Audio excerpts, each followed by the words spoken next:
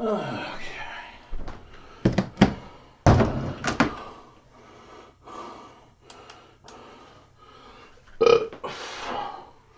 Meow.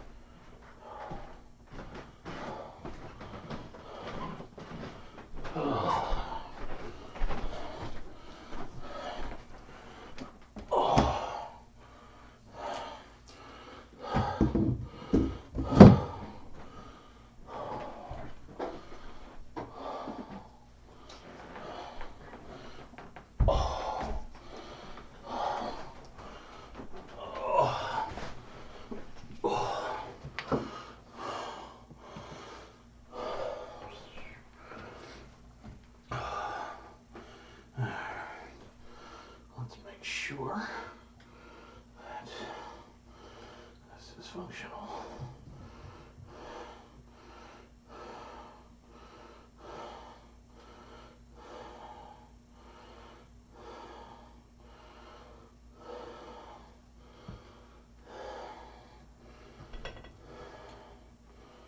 Hi Sam, how are you? YouTube.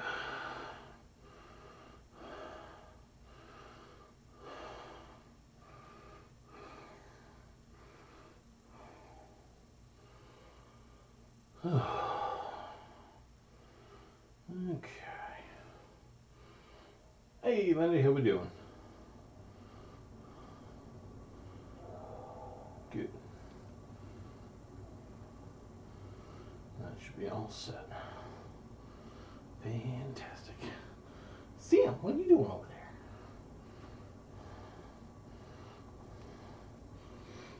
there? Good evening, Kelly. How are we doing? Just getting things ready to go on this end. And get some more work done on that and these components. Hey, Sam. Cool.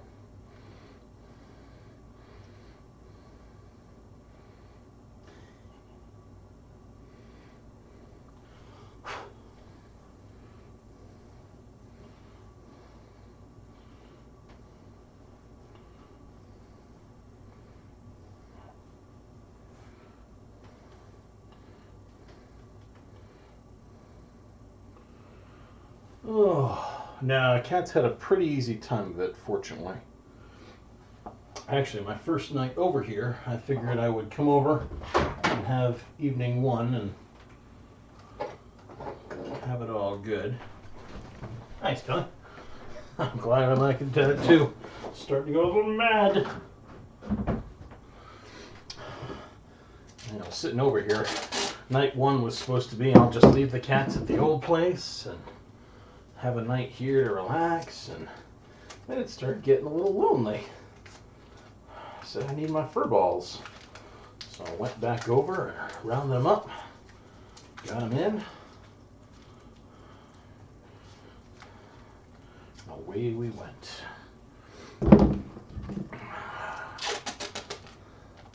Yeah, it's been good times. Oh, pardon. Just had some pizza a little while ago.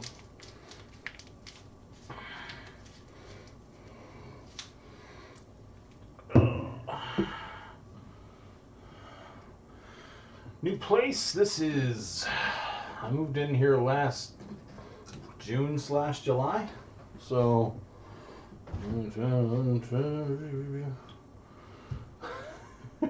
August, September, October, November, December. 1, 2, 7 months. 7-ish months, thereabouts.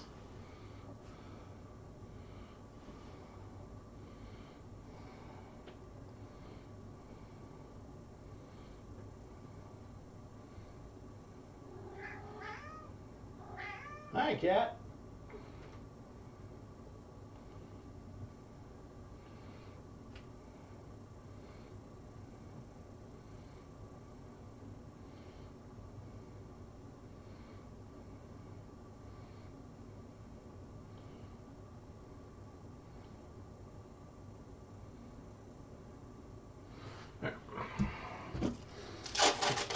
Oh yeah, we got the experiments to check.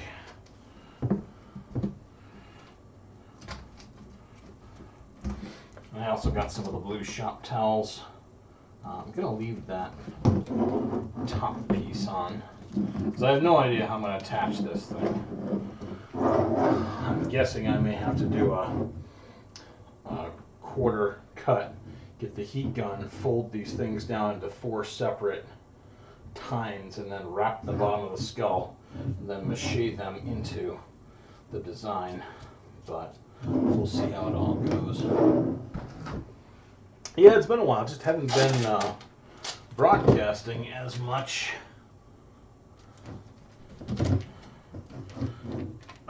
Mostly because winter and blah. It all kind of caught. There we go.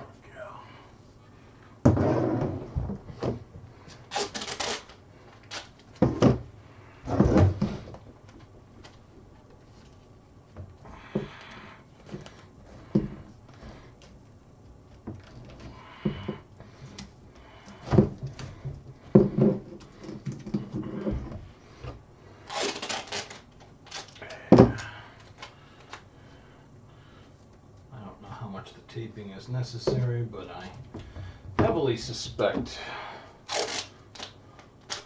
mache will be a lot happier sticking to masking tape than PVC.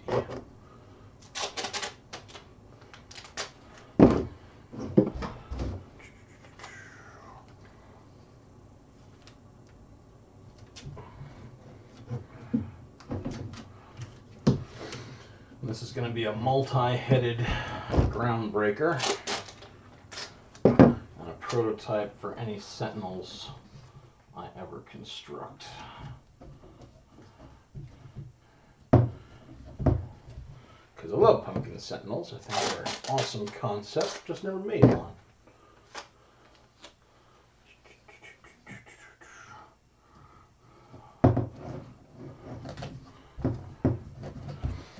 Start small scale and work my way up. Okay. Alright, so we got that. We got to tape over the internals.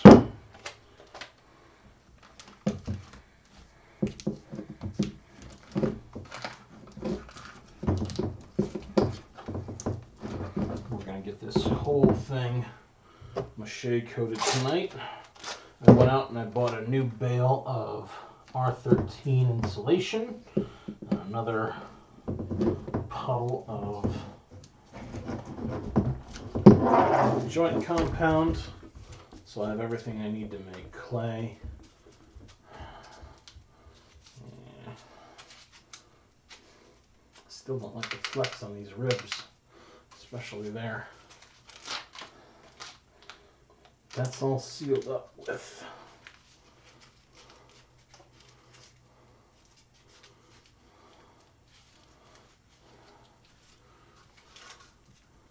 one's not bad.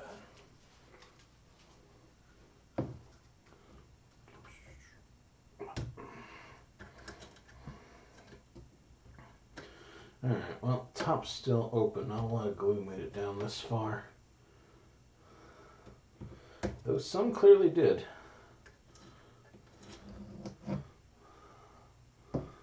Interesting. I'm wondering how to dump in hot glue from the top down. Let's see if any more fixing can be done on the ribs. I'm just worried that if I hit them right now with paper clay and they harden and everything's good, at some point they're going to get knocked and the paper clay is going to crack, and we're setting ourselves up for a future shatter. I really don't want to do that.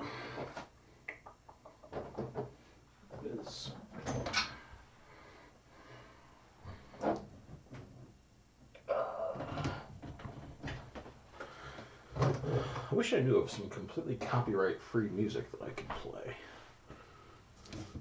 YouTube has their own copyright-free music, but it's terrible. Nowhere near as good as the bands I'm able to throw on from time to time.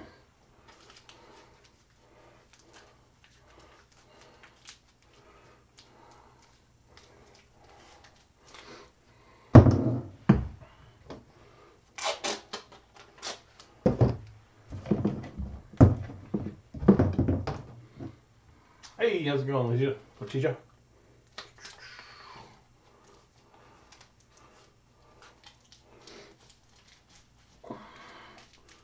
There we go.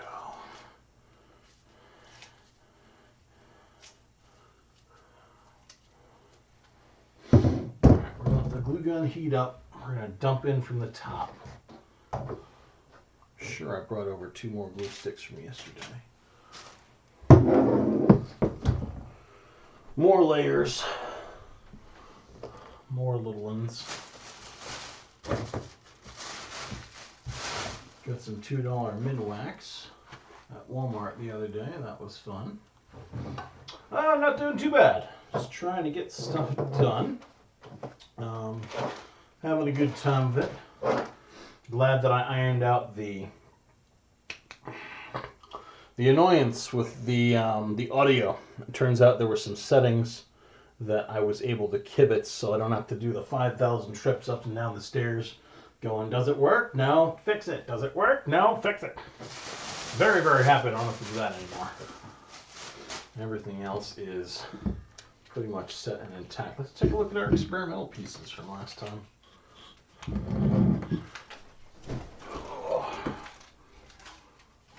Okay. This was the single sheet plus paste. It's got the hard crinkle I would expect it to have. This one is easily twice as stiff. Easily. The bend I'm able to do on that versus the bend I'm able to do on this are definitively off. I really like how this paper towel just totally resists motion. I'm willing to bet that's due to the fact that it soaks up so much more paste. So the glue and other elements get in there. Yeah, that's a very nifty effect. And over here we've got 5 layers of just paper, which is pretty stiff. And here I've got 5 layers of paper, paper towel, paper, paper towel, paper, paper towel, paper. This is denser. Let's do a...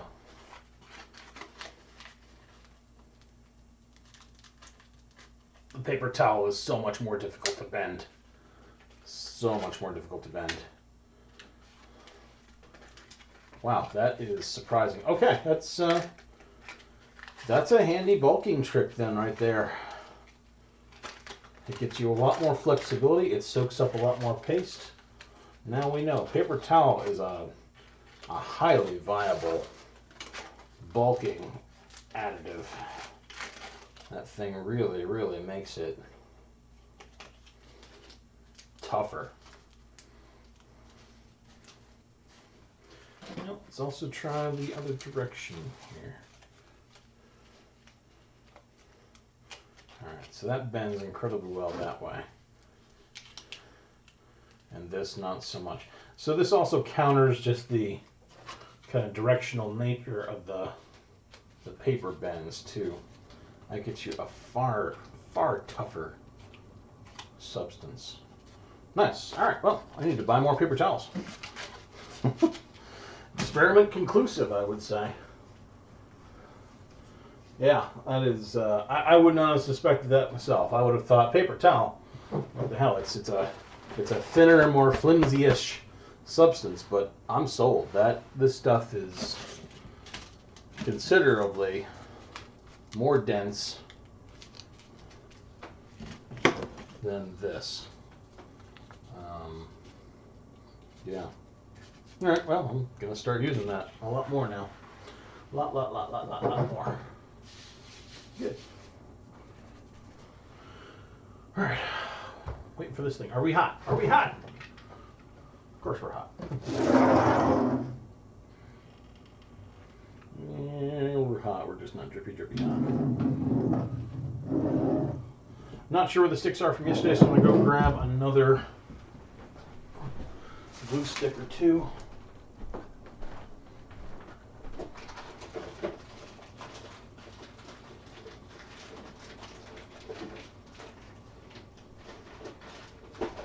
I wanted to do glue sticks before I got right into mache, but I don't think that thing's going to heat up in time, so may as well split the difference. Yeah, since you're going one layer, next layer, one layer, next layer with the paper towel, absolutely easier to tell which layer you're on.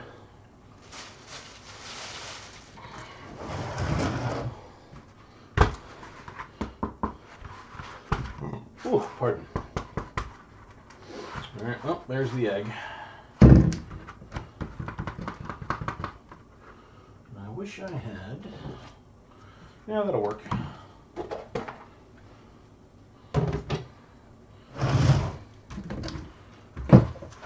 My standard pumpkin bucket is a little bit too. Oh, we got shop towels. That's right. I forgot. I don't know how I forgot, but I forgot. Hi, cat.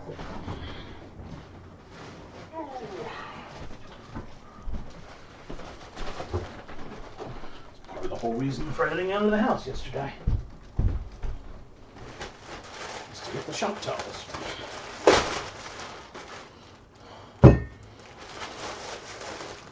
Oh, let's see how these babies do.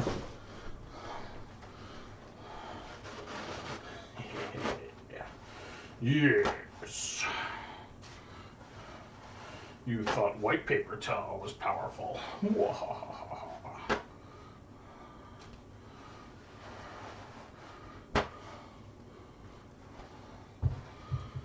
Alright, let's see how easy it tears. This stuff is effectively it's like a 4-ply towel.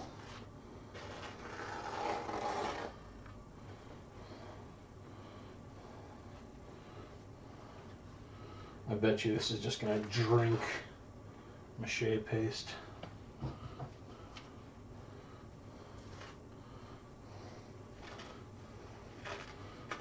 Fine. Would not be at all surprised if we have to have a quick interlude for me to go downstairs and whip up some more.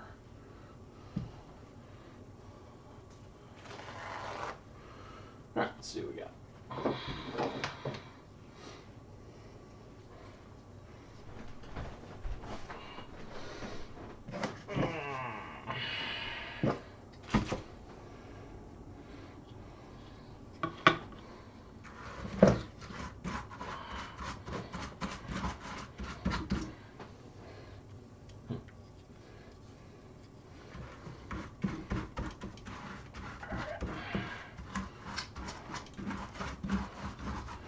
Brush tines. There we go. That's better. I thought I gave him a really good rinse last time, but I guess I didn't do it quite as well as I thought.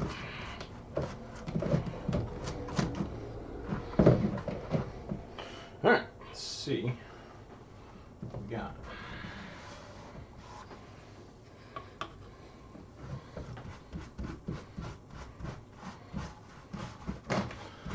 Almost afraid of not being able to drop enough stuff on there and get the paper towel saturated enough all the way through.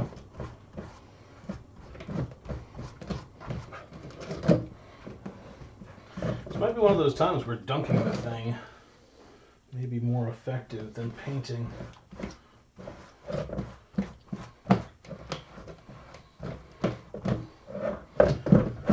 That way at least I can guarantee saturation.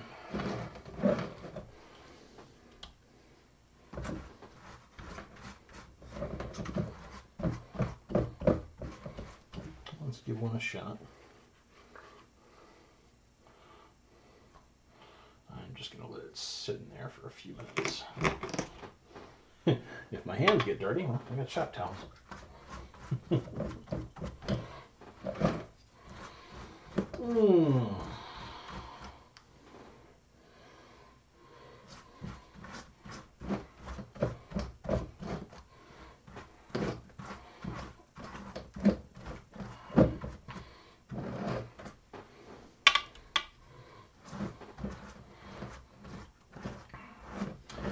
I think I'm going to try one of these tiny little pumpkins with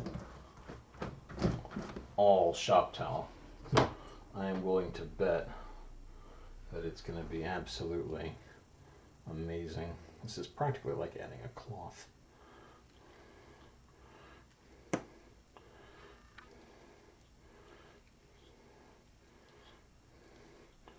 right, saturation is 100% there.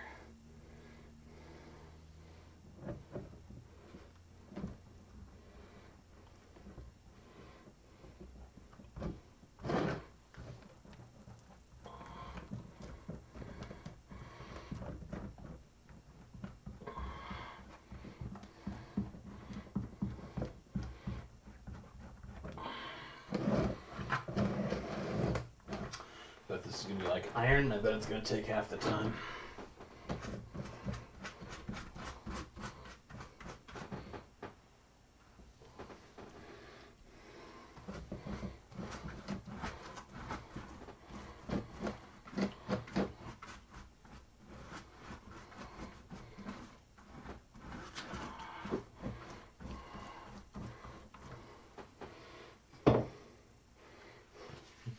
Just wipe off my fingers here before I slap this thing on.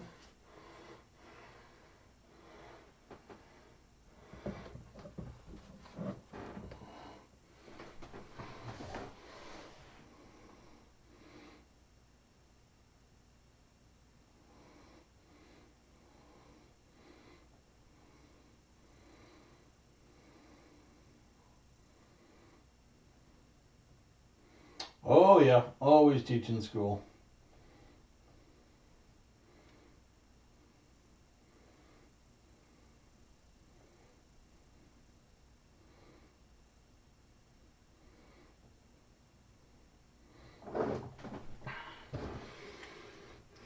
Teach until I keel over.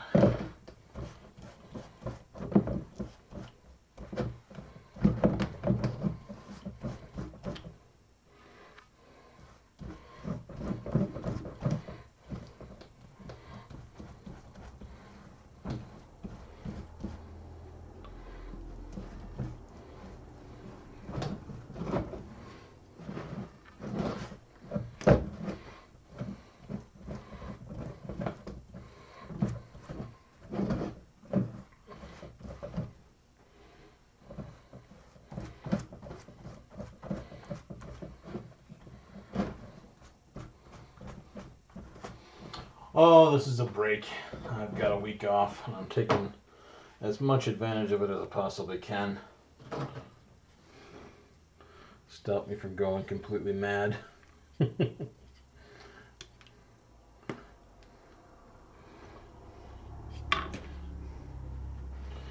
unfortunately, it's not a robust social life going on here in Norwich. There's the gaming store, but I usually go down there once a week.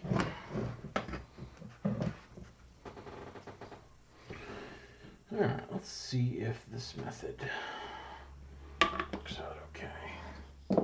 I'll try to get any fluid off. Just take this whole thing and smack it right on. Come on, unpeel yourself. There we go.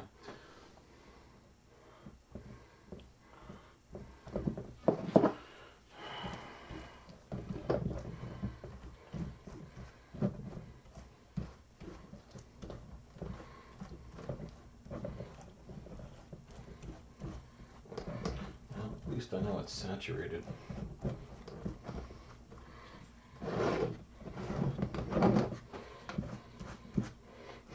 Just have to keep reminding myself, this is supposed to be a first run. Just screw it up. It doesn't matter. It's okay. You make a first run to screw it up. Go ahead and make mistakes. It's fine. It's okay. Do it.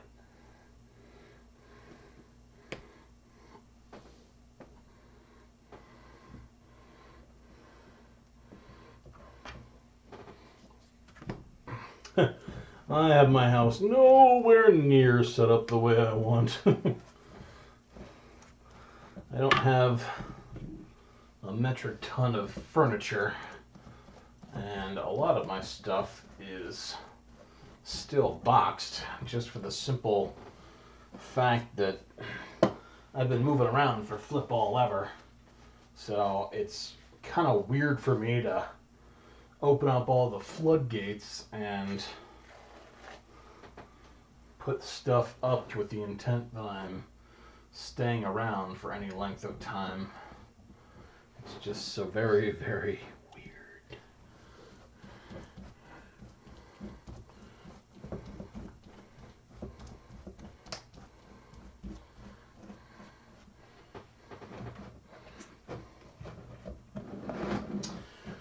I need to put up a lot of the bits of art.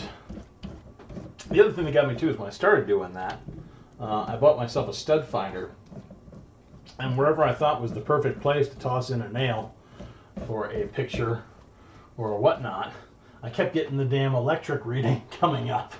So it's like, what the heck? How can there be electrics exactly where I want to put all my nails? Ah!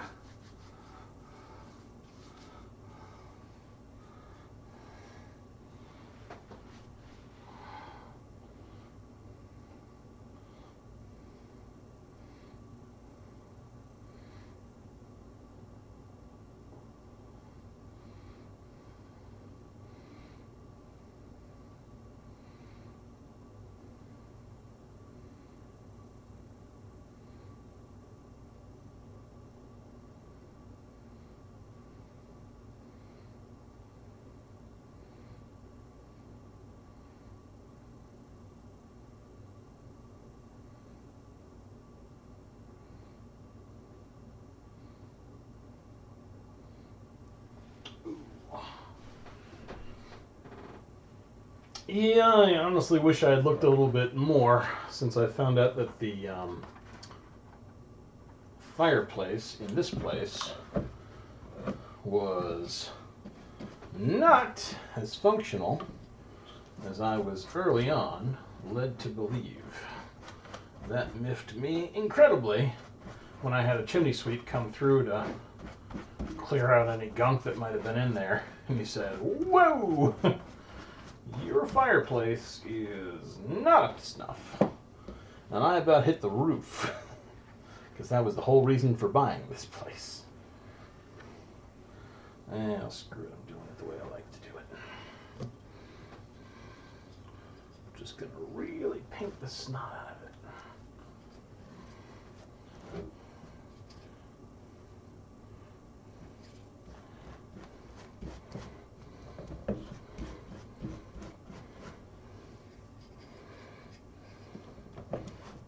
Yeah, shop towels are thirsty. Damn.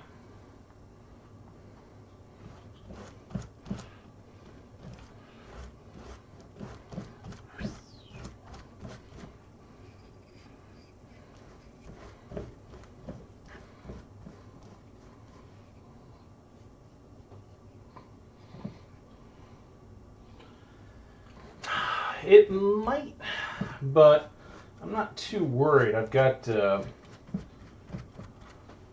got the old heating on right now because it's winter time. So if I need to, I can just put this thing in front of one of the heating jets and it's going to blast it with warm air on a semi-regular basis.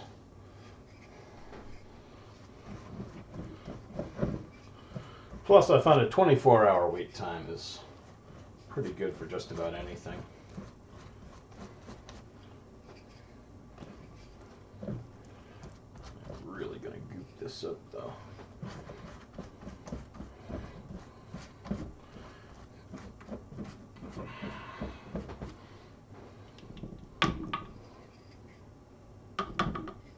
Hey, KG, how's it going?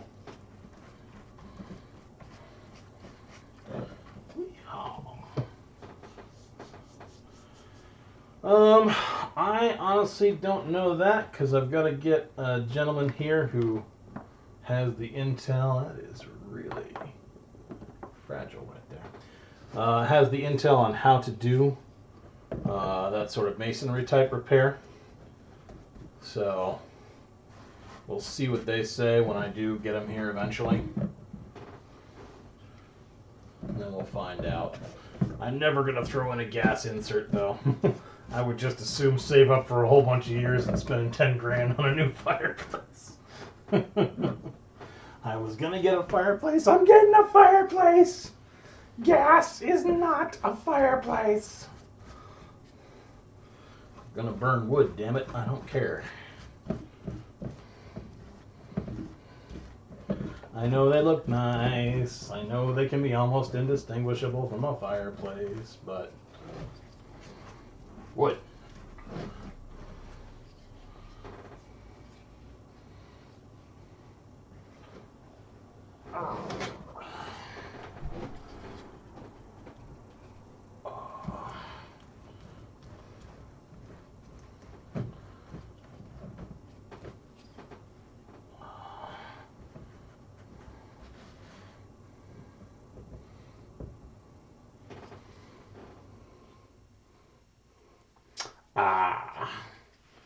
Yeah, I imagine air pollution laws would be very rough. I wonder how many other cities have them. Wouldn't be surprised if it would cut a few. Any place where you can get smog, it's probably got something along those lines.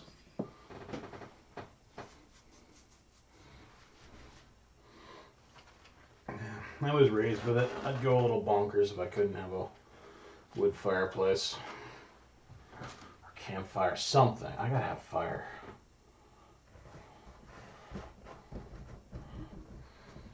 And my socioeconomic status is such that I can have fire, and so I shall, damn it.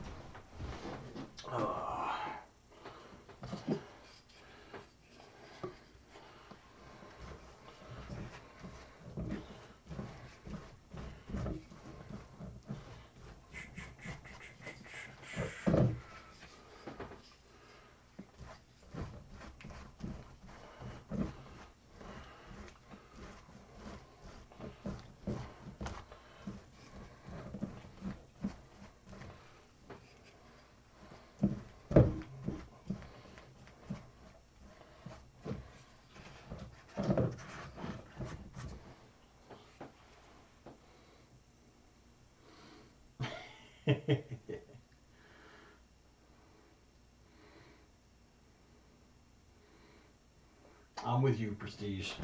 It's the way to fly.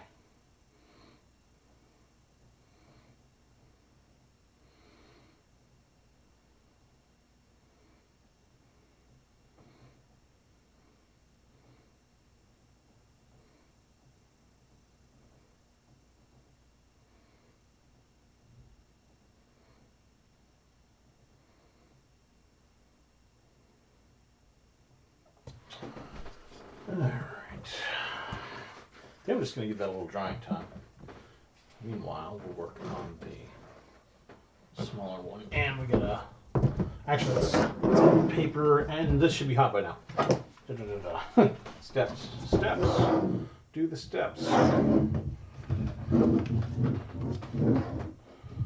want a mass of hot glue injected in there. Don't really want it to overflow, though. Still capped on the bottom. Good.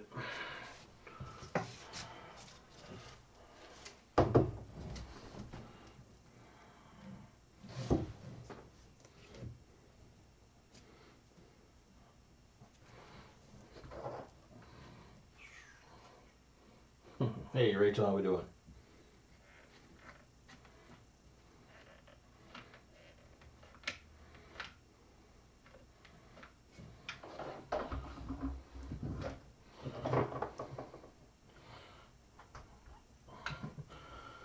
Favorite time for it, though, is still the fall.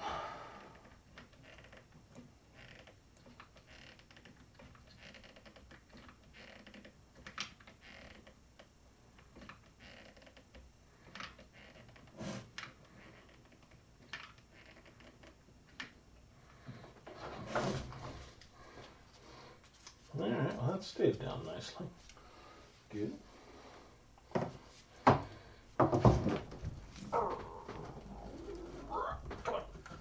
Get in there. There.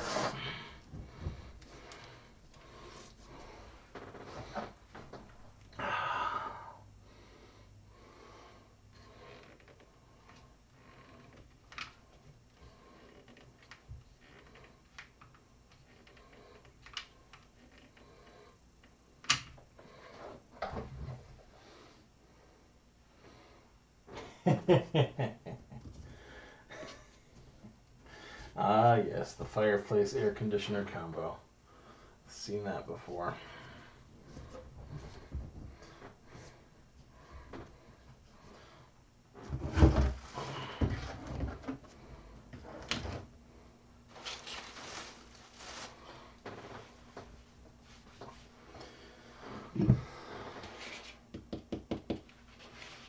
Let's give this thing a test. I wonder if I have a pair of work shears around here.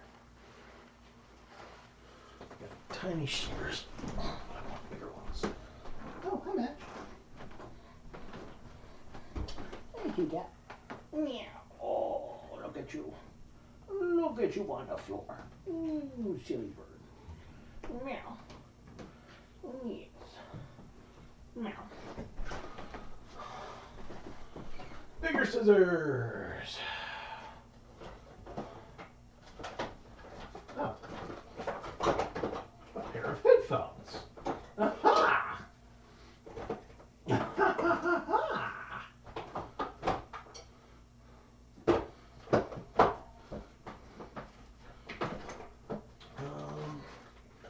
No. No. Need bigger scissors, but I did find a pair of headphones. That will absolutely assist me greatly. So I can play some Dance with the Dead without having to write 5,000 copyright letters to TuneCore.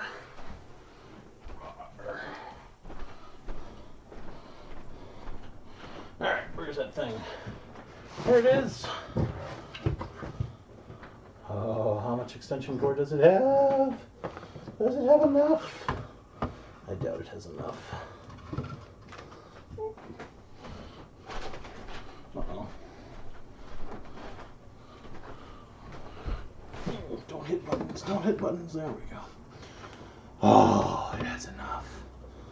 Oh, yes. Echo, play Dance with the Dead.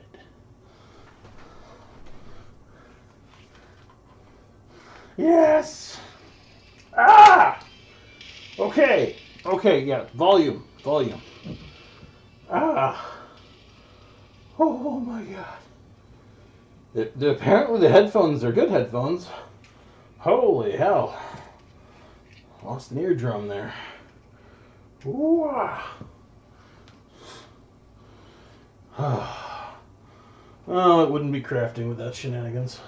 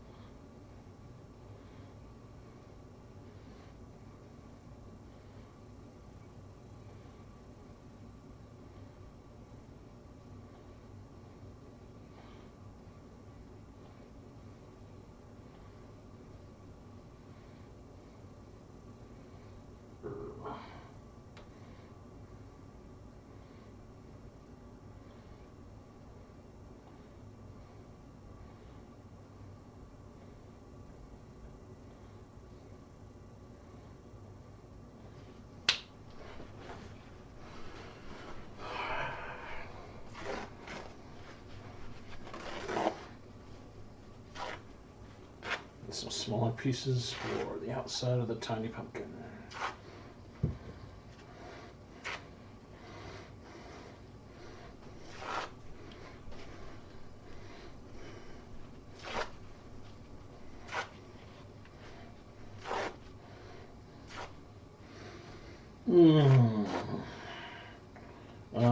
Crafting tunes.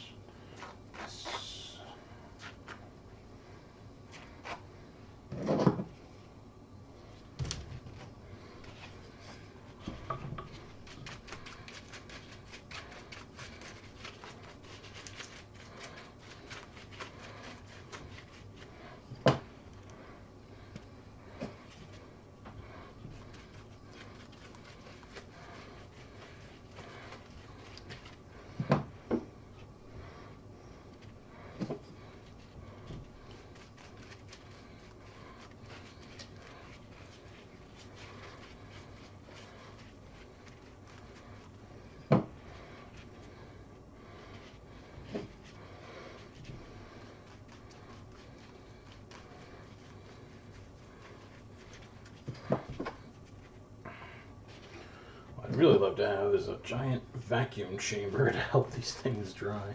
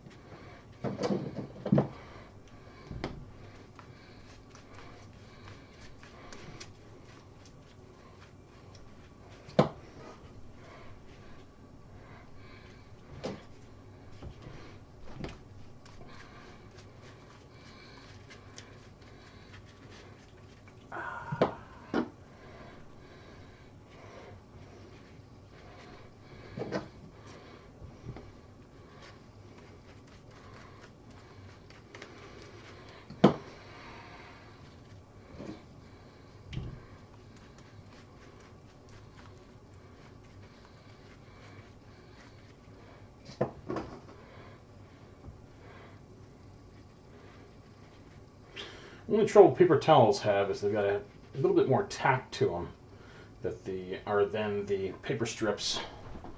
Consequently, they really want to stick to everything when they're macheted.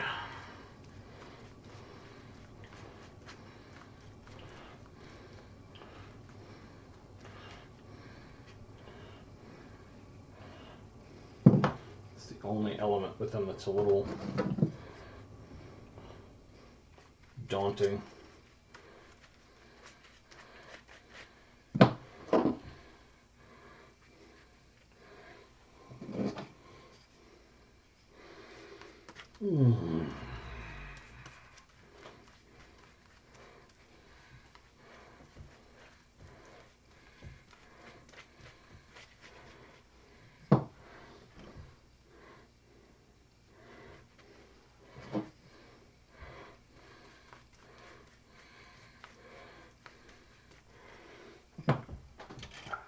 One in the soup.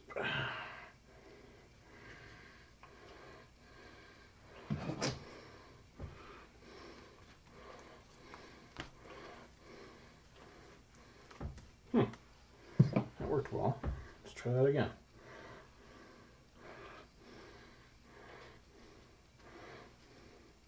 I like that. Splashing one side down on the surface of the mache paste ensures you've got very good binding there. Alright, we're going to let that percolate a little bit.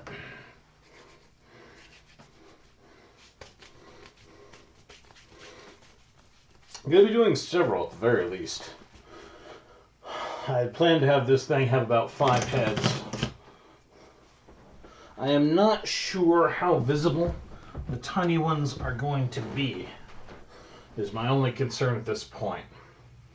But I would like to have several. Nice. Nice. Not nice. Not nice.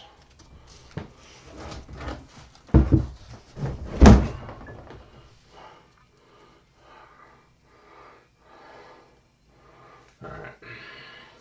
These middle ribs have a lot of wobble still.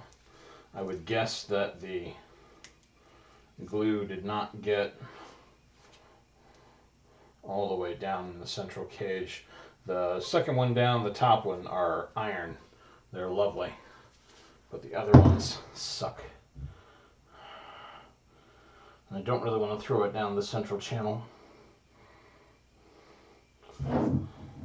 Might not have a choice though.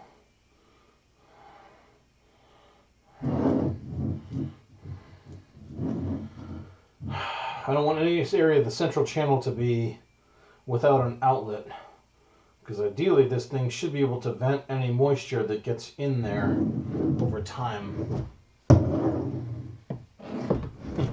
There's a limit to my let's make mistakes first time screw up that I'm willing to do. There's first time screw ups and then there's design incompetencies. Design incompetencies are a no-no. No matter how many times you've done the project. You hit the whole thing with heat gun, that would melt it.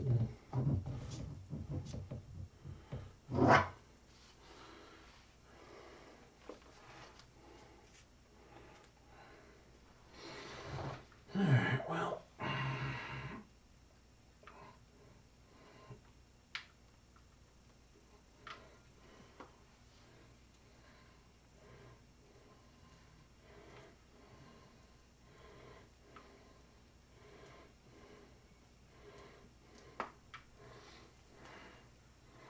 I'm not going to be able to get the nozzle on there. Well, I lied.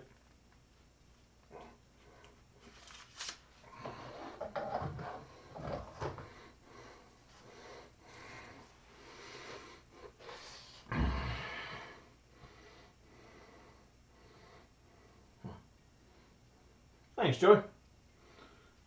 Yeah, I figure with the brake I better use as much as I can. Especially when I got a bit of the bug.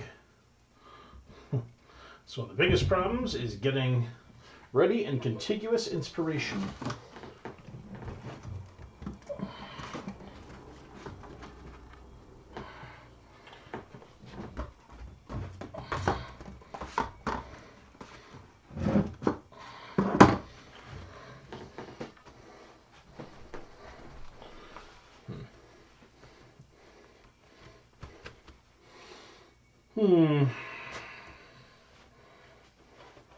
Yeah, won't hurt to do a quick reinflate.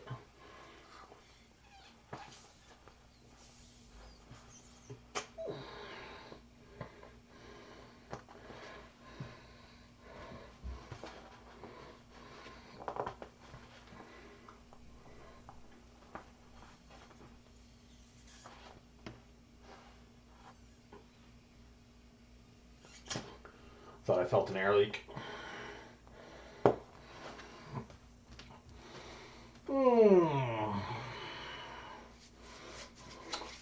Possible, D. The problem with getting into the rear rib cage area is that it needs to be entirely open, and I possibly could put a hole in the front, but I'll have to ensure the nozzle goes, and with it being sealed on top and bottom, if I'm squeezing in there, there's not a lot of room for any air to come back out. So I'm alright if it's a little bit screwed up. There's going to be some cross links between these ribs anyway, so it'll be survivable.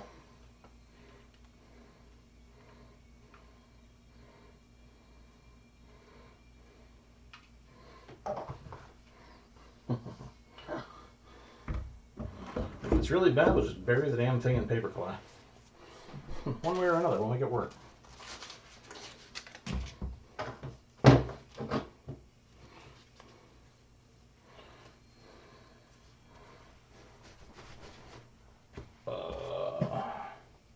Hey, no coming out.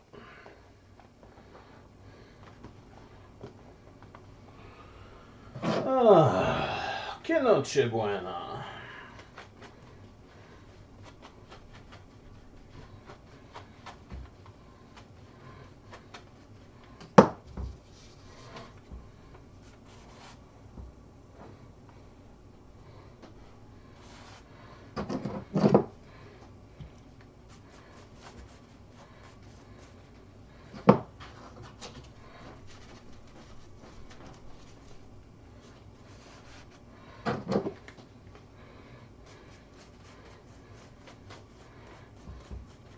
Strips are too big.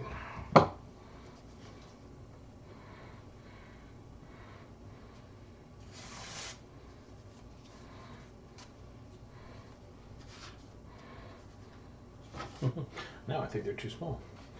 Oh well.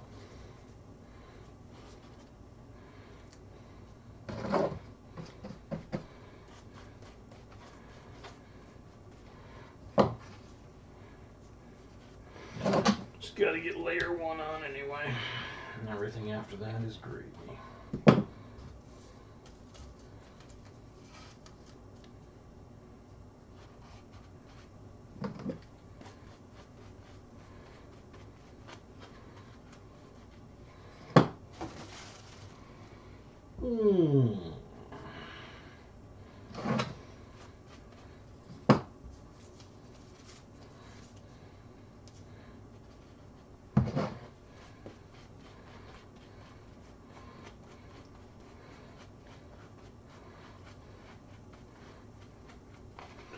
And obviously after they're saturated, they collapse a lot better.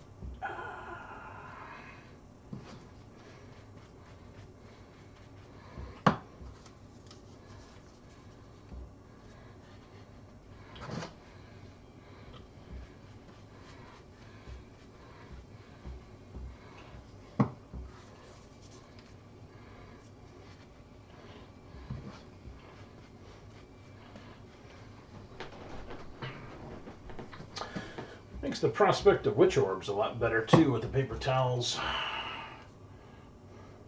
That could certainly make doing them much easier.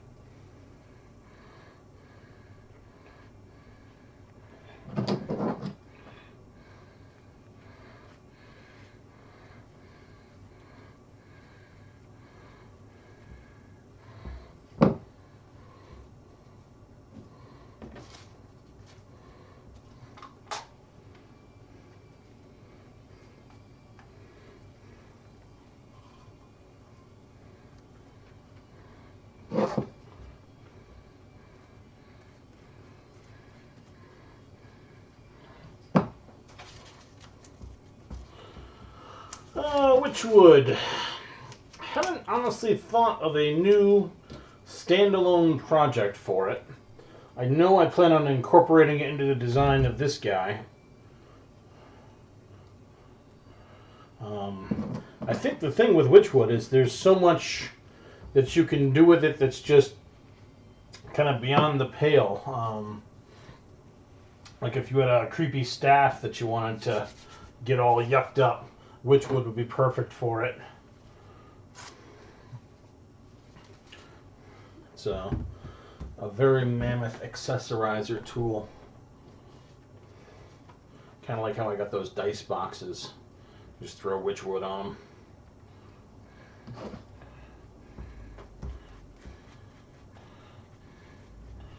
I'll kibitz with some of those later. Hey, Carmen. Not sure I caught you over there. Thought I'd say hi since I see your message there.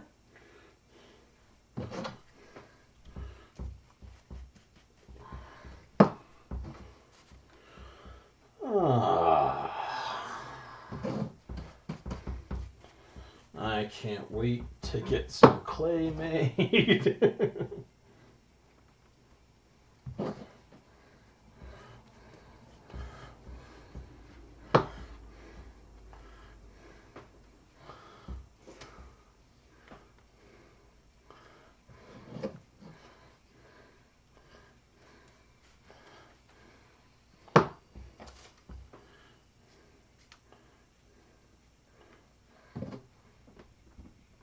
It's drying relatively rapidly. Surprised.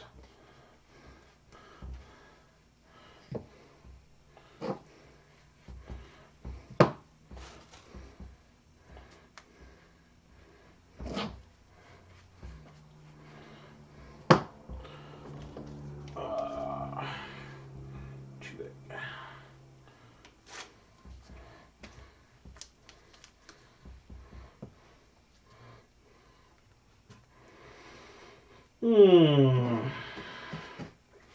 Kind of wish I was playing around with some Witchwood right now.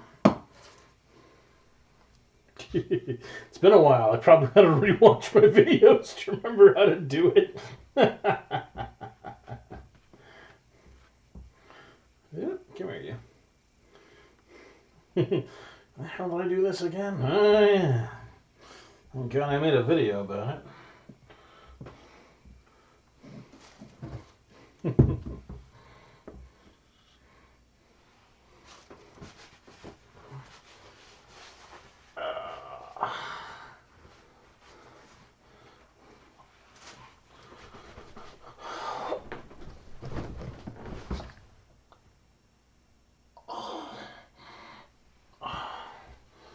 Only problem with this, as ever, is remaining stooped over for a while.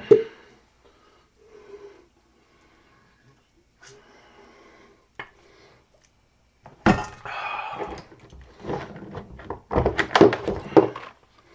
shit. Okay.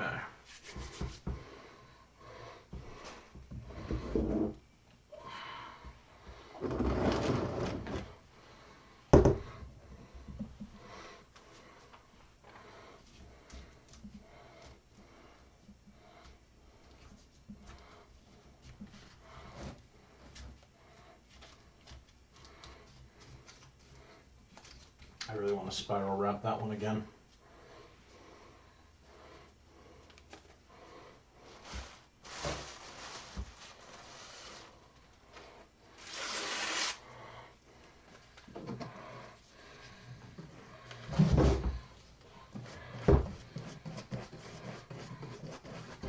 The original rib I did with aluminum backing is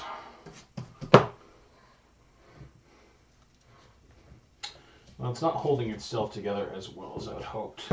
All the spiral wrapped ones are holding very well. So let's give this one a spiral wrap.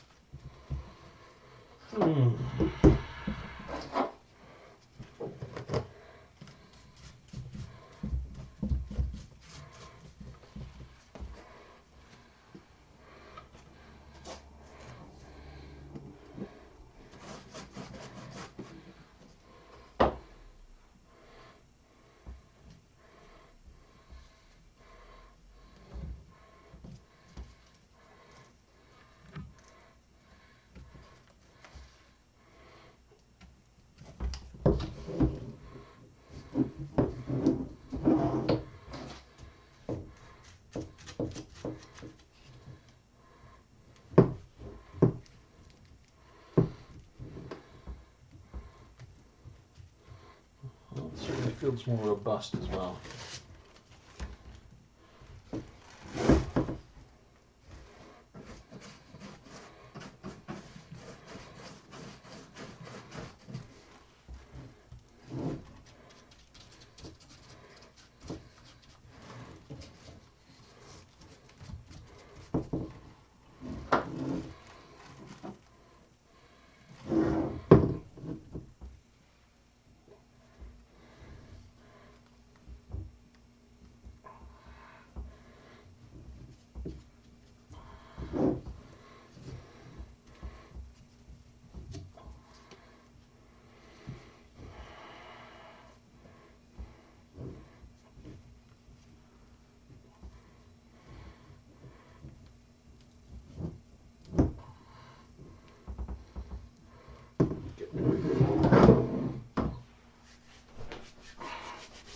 Have a good one, Kelly. Take care. Thanks for stopping by.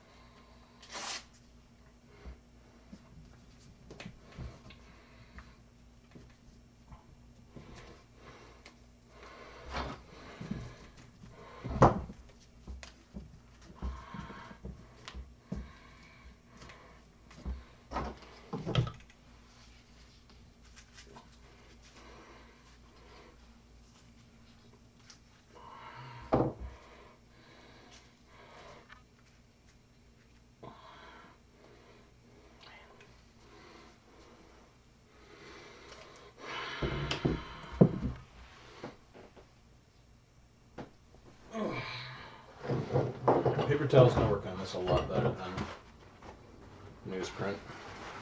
Newsprint's too rigid.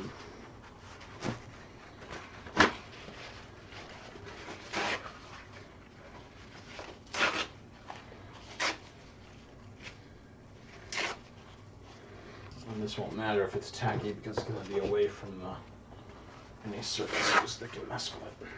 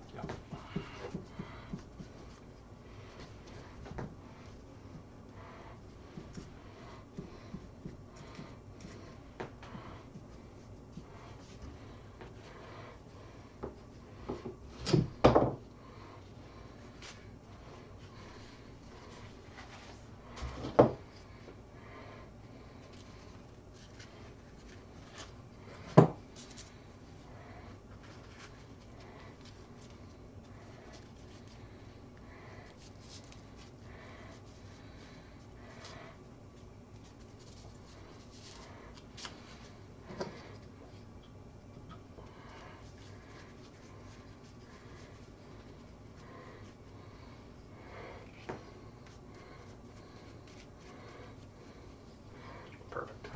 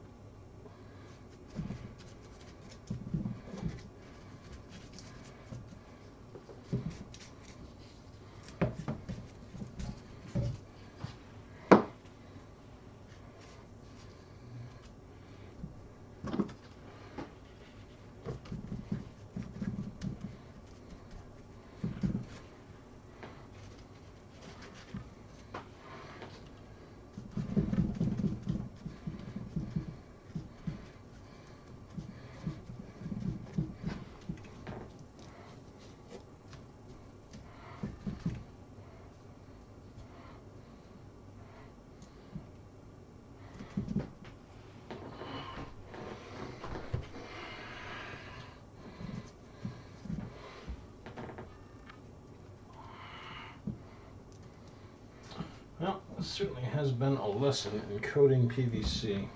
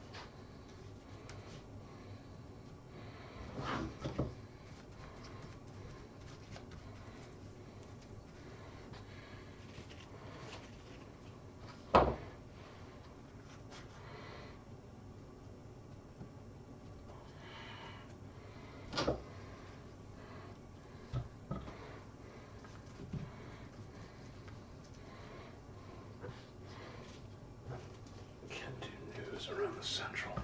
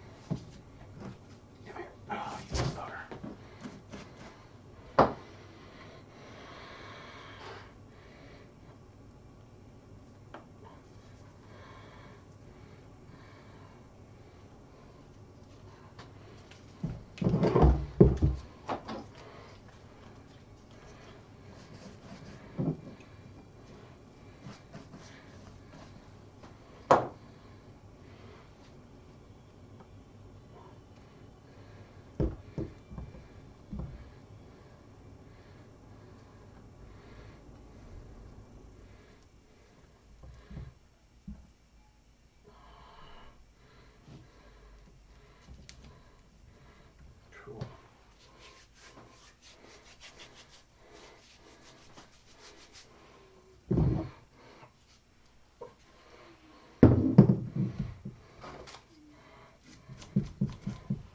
Hey cat, what's up? I find it so cute. Majesty's sleeping on the ground behind me.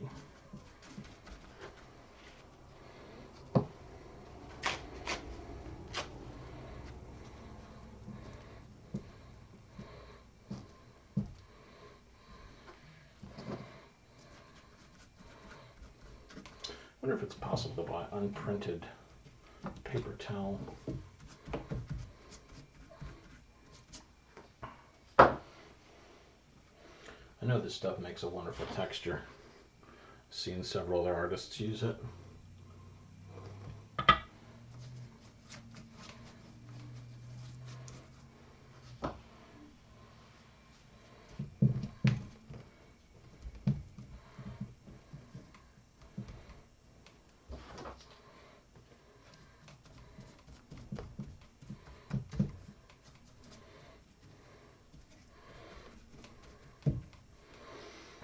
Alright, let's let that lose its tack.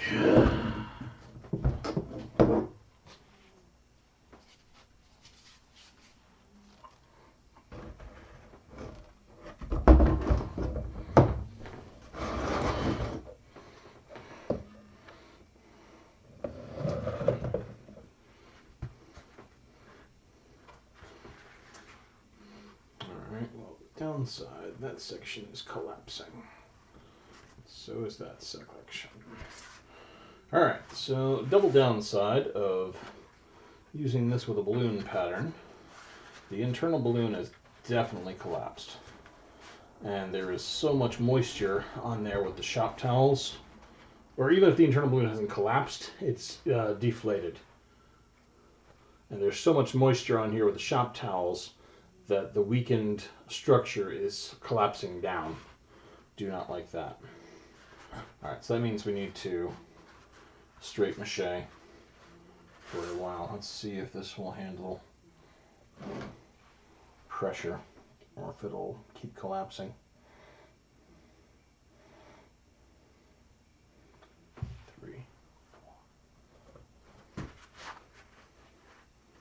I don't like it.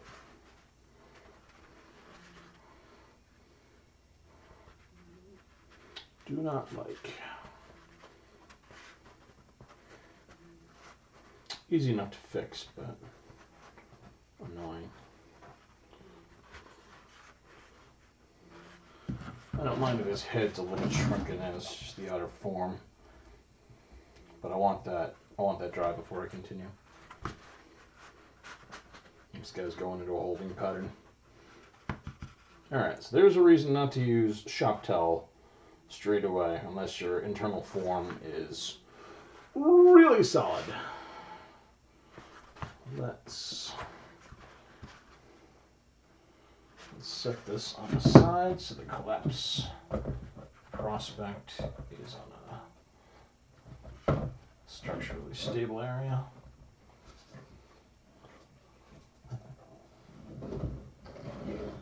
Sam popped through last time I was on to hop up on the table, and Madge is sleeping behind me, but yeah, he creeps around from time to time. Oh. Fortunately with that one we know the form inside is fine. And I miss being able to do tunes, Joey. I really do. It was so nice. The way YouTube used to do it was if you got the copyright strike or the copyright claim, you could just click, especially if it was all the same artist, you could give your reason and then click and this for all, boom, and it would go right down the list and do all of them. Now you have to do them each and all individually. So if I have 50 songs that go on through the course of a 3-hour stream, then for each and every single one I have to hit stop. Nope, I have a reason. Artist gave me permission. Sign, yes. Stop. The artist gave me permission. Sign, yes. It is so annoying. So hugely, massively, annoyingly annoying. Kind of wanted to do more than just spheres tonight. I almost wish I had a fan going there too.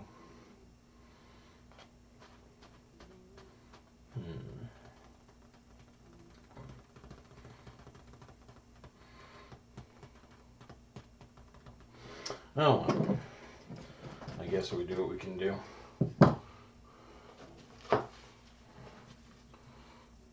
And we deal with doing the boring parts for a while.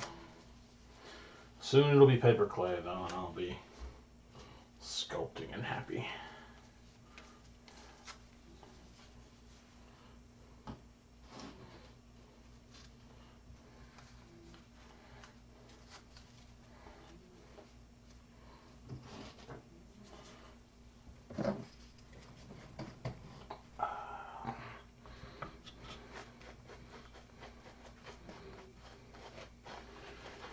Alright, so this is so far one main head and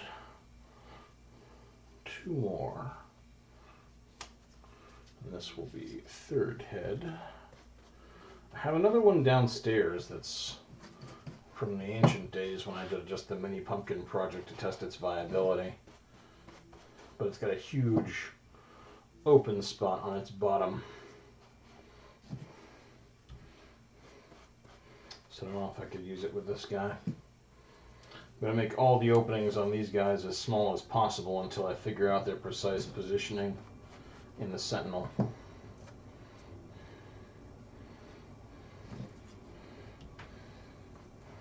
Could also work on the arms. I just don't know where the PVC is for those.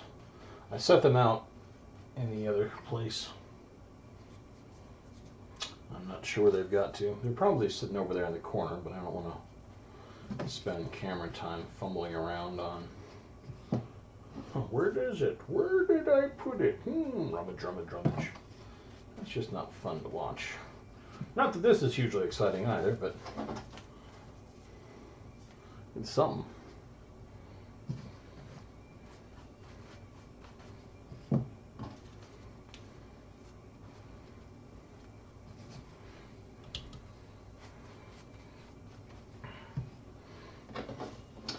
the nice thing too with this Sentinel is we've left it all open-ended enough that if I decide to make this guy a freestanding or free hanging critter, we can. He doesn't have to be committed to groundbreaker stage.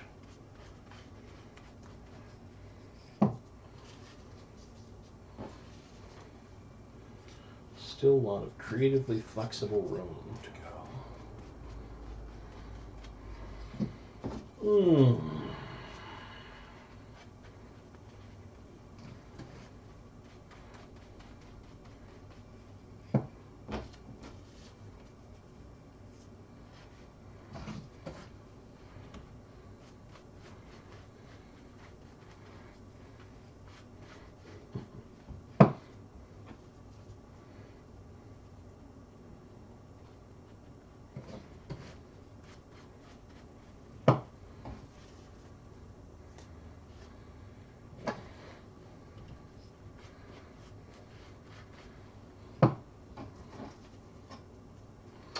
Paper towel is excellent, but you need a rigid form underneath. That one right there is collapsing because the shop towels have added too much water to the mix, and the balloon underneath is deflated, so it's starting to collapse a little bit on top.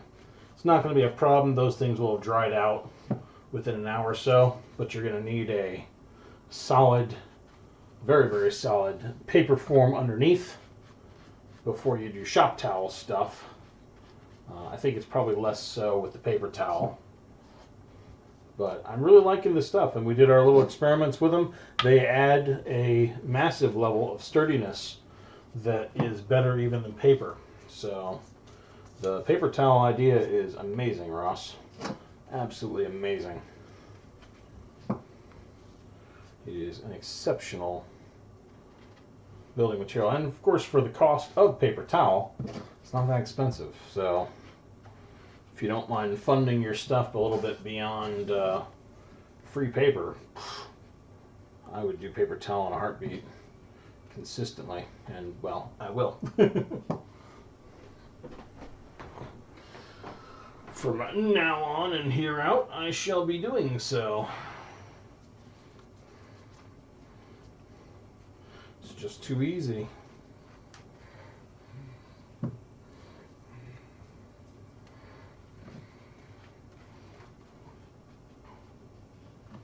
And as somebody mentioned a little while ago, it's also a great way to tell which layer you're on. If you do newspaper, towel, you will always know where you're at.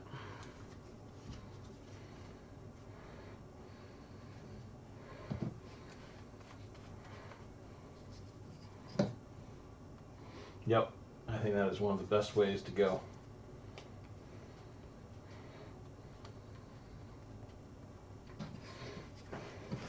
Paper towel is also a hell of a lot more bendy flexy. Come to think of it, I grabbed all these pieces here that I was going to use on that thing, but didn't need them all, so I may as well start incorporating them in.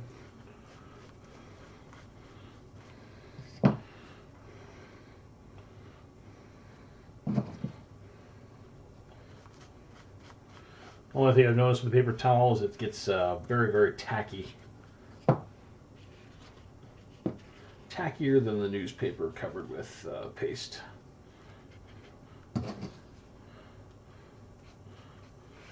So I at least like to make sure that I don't have it covered with... I don't like to have it rolling around and touching anything that it's not supposed to touch until I throw another layer of paper on top of it. That way it can't start to peel off. It's kind of why I figured I would start on the top hemisphere of this mini pumpkin first.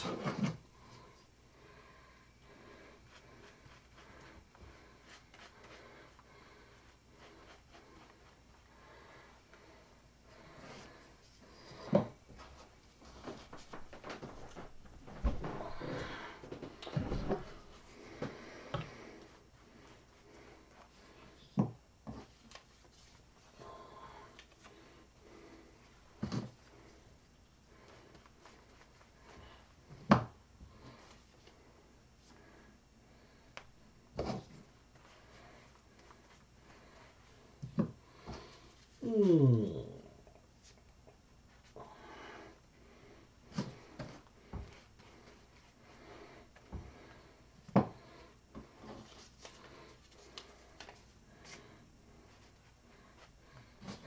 also like how it really soaks up the mache paste.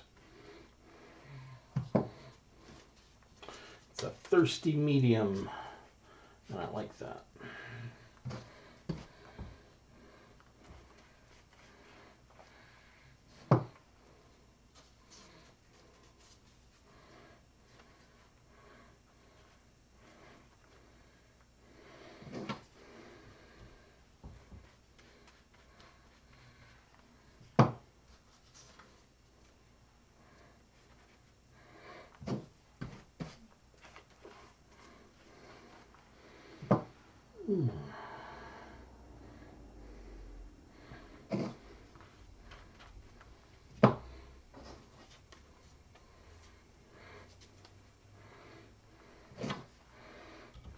I feel like I've been listening to this song for the same song for the last half hour.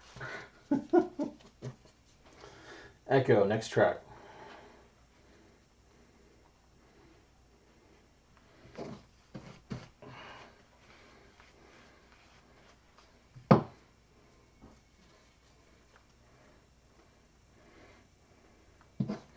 Keep getting all these light, fluffy Dance with the Dead tracks.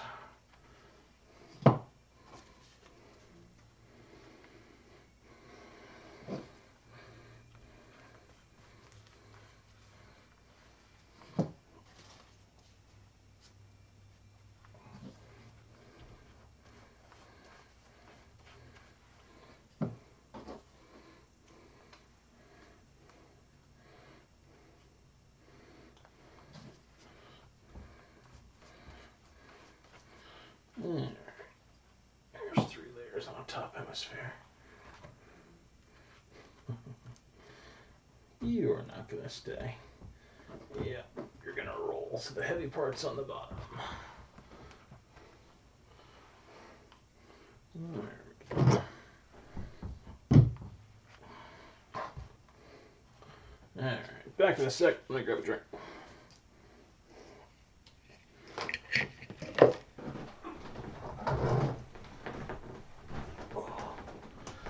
Hi, Madge. What are you doing, kitty cat?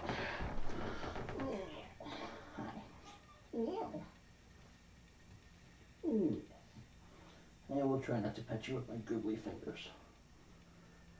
Yeah. Good girl. Come on, let's get a drink.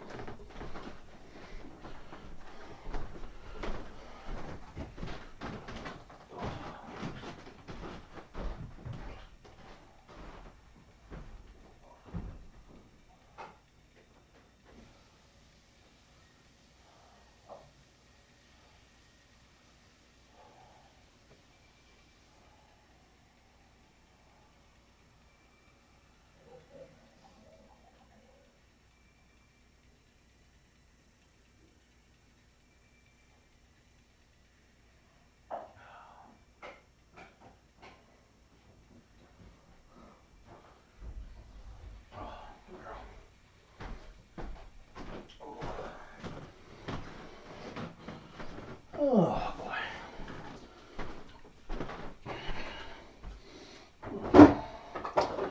These guys need staining. And this does. How about this one? Yep. That could be a nice, fun little interlude.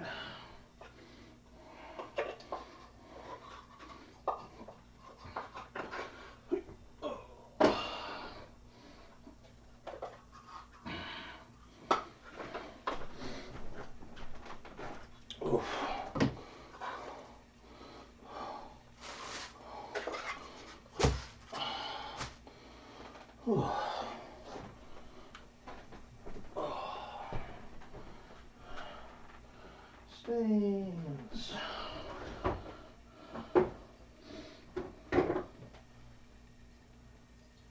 Which one's this one? 5-to-1 special walnut, dark walnut.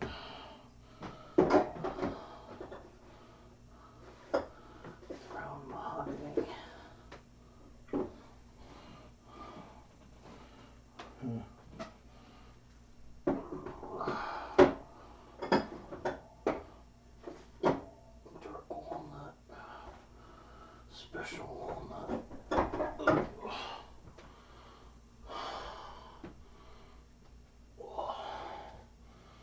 I think my screwdrivers may still be downstairs. That can make this very problematic. How much of this is left?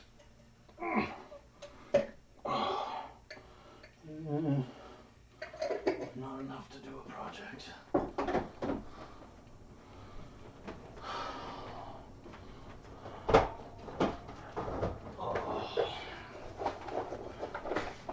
I got a chisel. It's a lot like a screwdriver.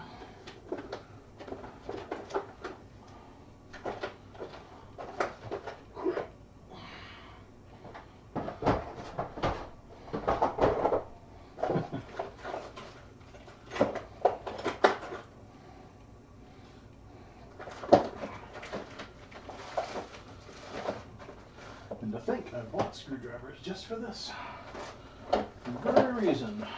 Maybe we'll work with that. Alright, come here.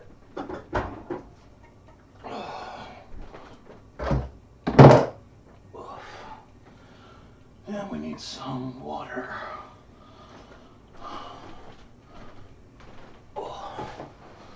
And the thing I use for water has got a widget on top of it.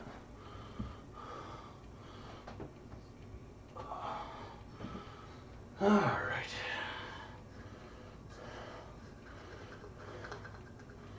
No, I definitely do need water. Okay.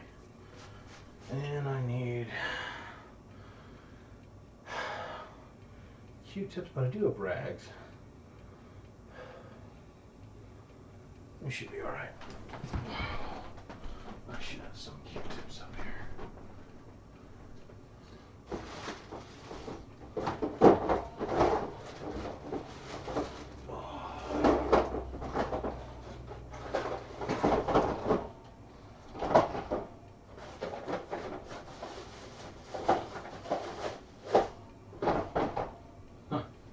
Now, let's fill this up with water.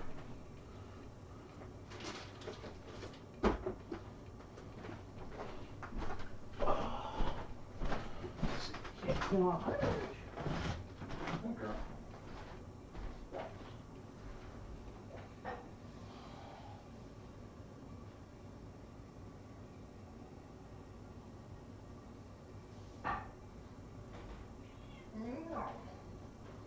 No, it's not food time, man.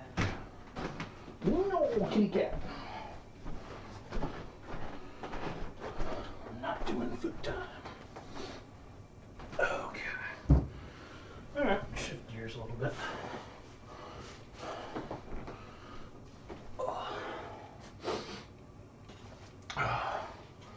All these dice boxes.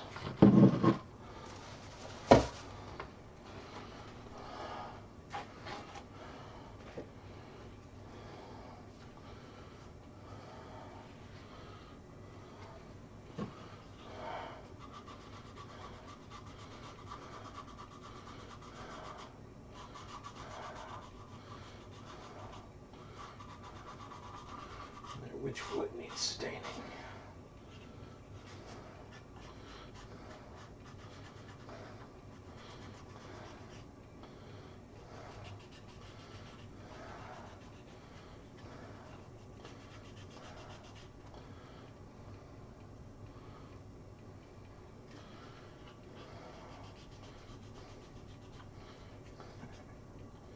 I feel like I almost forgot the old cardinal rule of when dealing with any project that requires drying time, have several going at once.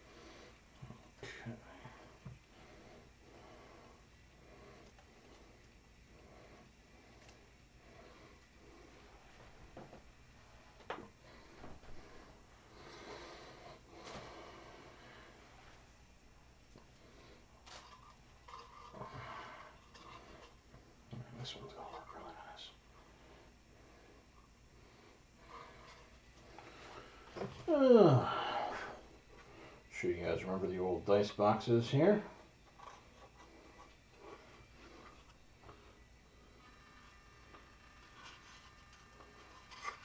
Just gotta get those tops stained up.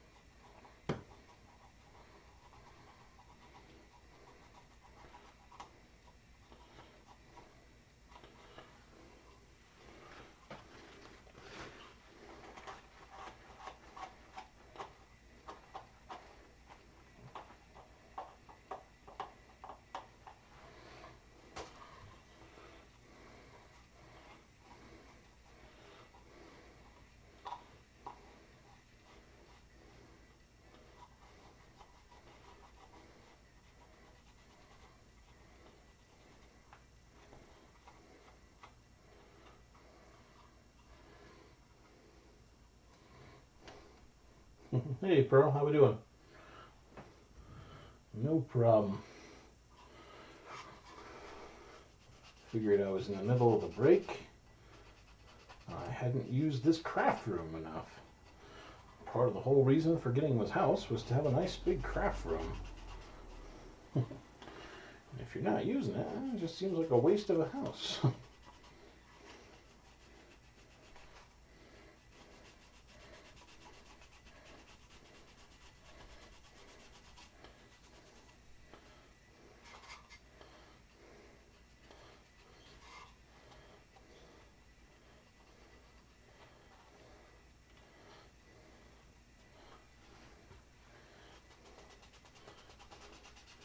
Oh dear! Flu. Yeah, the flu is ravaging this region as well.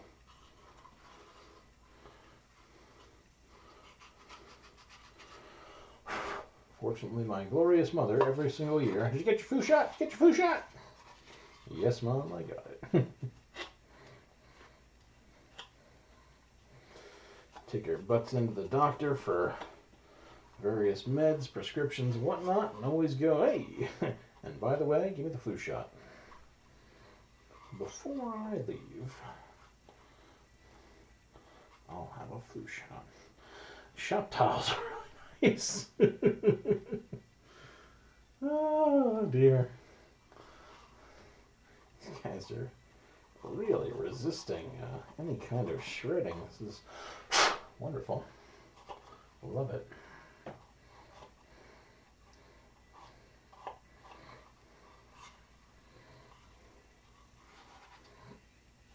It's always a risk with a flu shot. Every now and again you get unlucky and it just gets a version in your area they weren't able to predict.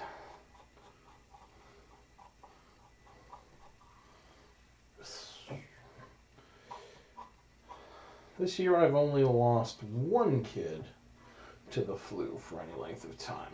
He's been out for about a week. Usually he's always there, so I know it's definitely the illness that is buggering him up.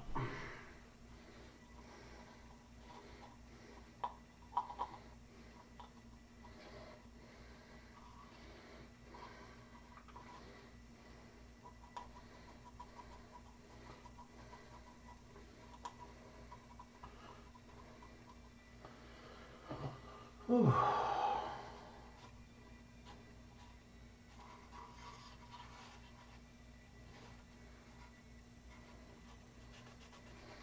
These shop towels really impressing me.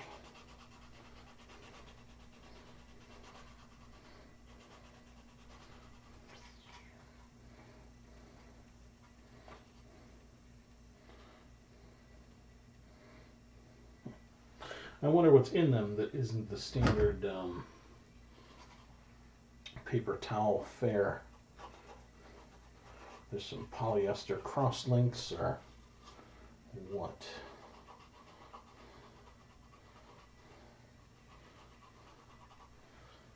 More cotton fiber. What makes the shop towel hold up so much better. Whew, that thing is really collapsing. Oh, no. All right, we got to do a safety run here. Too much collapse. Yeah, it was part of the experiment. Started using regular paper towels. Somebody suggested shop towels. I said, why not? However, my form underneath here soaked up too much water, so it is starting to buckle. Where are we going in? I could go in there. I could go in there. Pardon.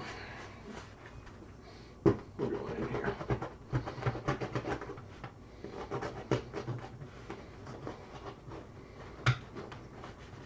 Yep.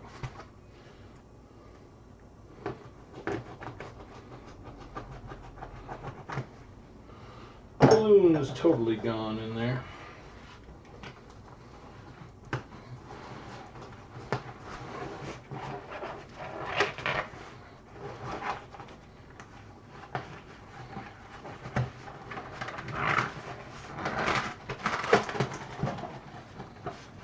Whew. Okay, there's another problem. The tape on the balloon is stuck to the inside edge, and as it deflated, the balloon was pulling the outer moist edge with it. So as soon as I rip this away, now,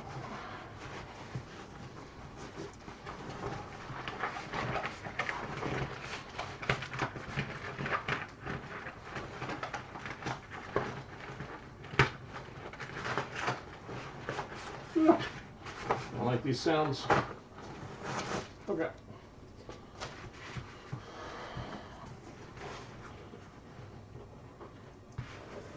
Oh, there we go.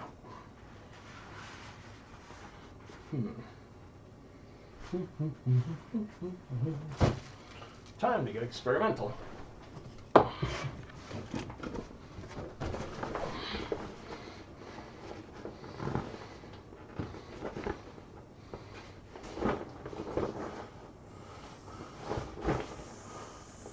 We are making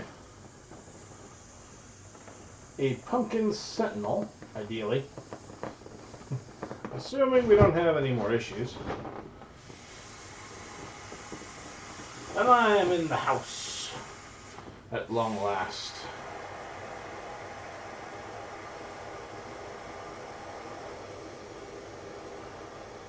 How's it going, Danielle?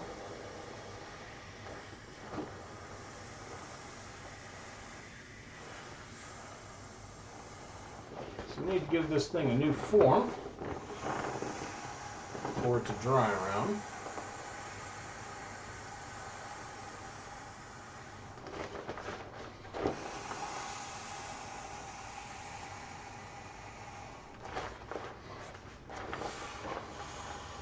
Well, recuperate itself. What's up, Rainbow? How we doing? So let's get experimental and see if we can't use this as an emergency form.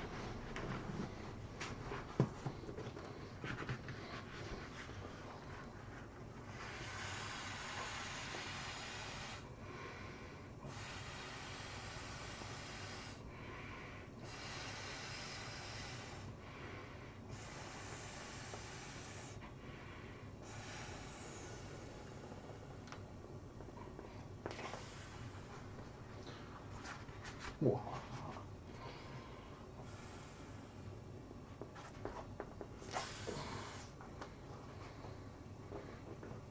And that is how you save a dying balloon project. Yeah, I haunted my own yard last year. Sadly, it was a bloody downpour, but it was nice. There we go. Fixed.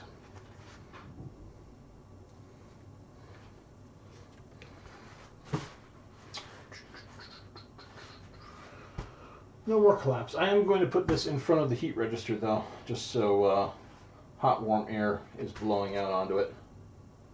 And then later we'll just patch that thing right up with layers of mache. Should be easy as cake. We'll pull the balloon out, or the beach ball out. Great. Back in just a sec.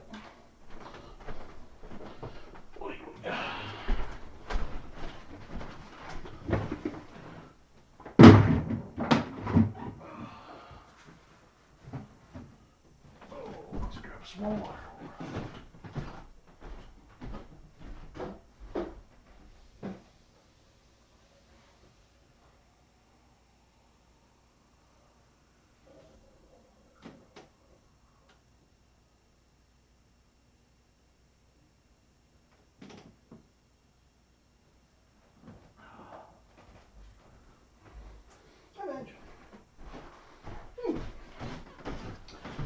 Pardon me.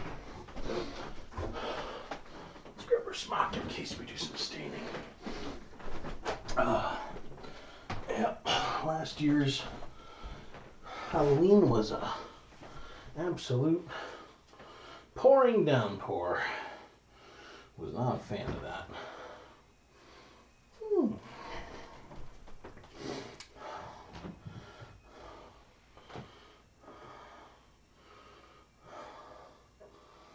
Ah, there we go. Excellent. And back to work. But this year it's on a Saturday, and hopefully it'll be in great shape. I will do lots and lots and lots of stuff if I get the gumption to do so.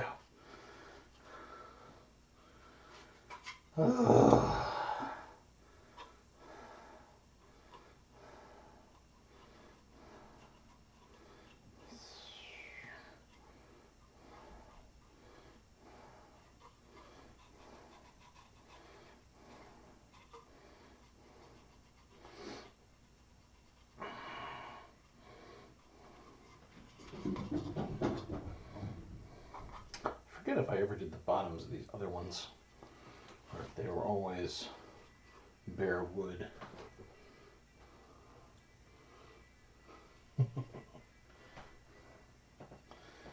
Hey, you could also probably refill it with a balloon or whatever. I was a little worried that if I tried it with a balloon, there'd be a sharp edge on the inside. And if I didn't have the balloon, I'd have cracked open some things in newspaper and just stuffed it. Because the problem was that the form was falling apart. And redoing a form isn't all that difficult.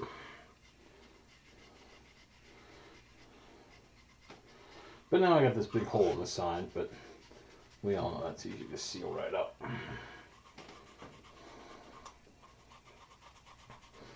One advantage I have up here is the air is dry as a bone. Pardon. Every night on my sleep apnea machine, I regularly go through a full humidifier of water. It's always used up.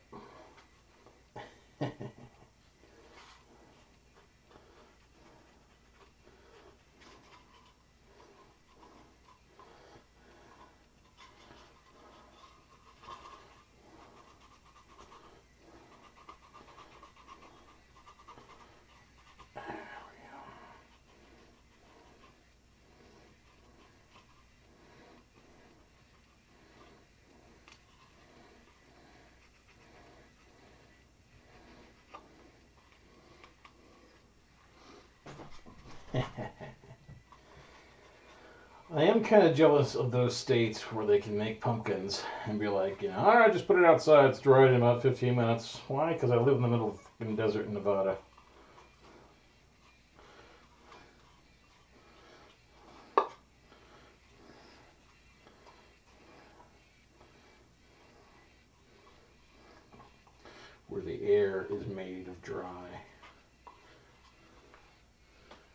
moisture is just a rumor that somebody mentioned sometime in the past.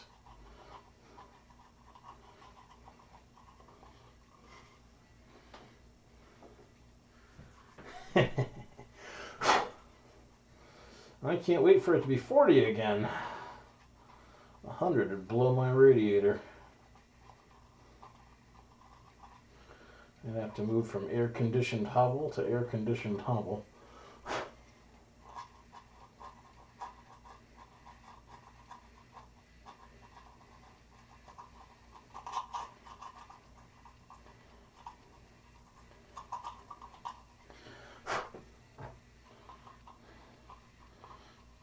Alright.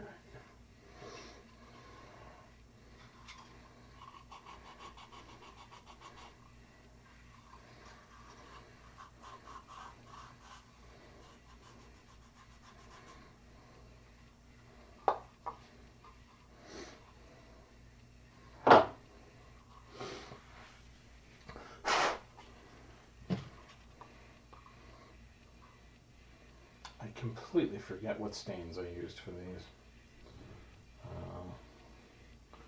I think if I go dark walnut for this, it'll come out nice. That wood will come out nearly black. I think I've got dark walnut in here.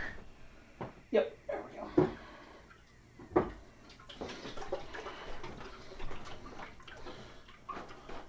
And I have brushes there.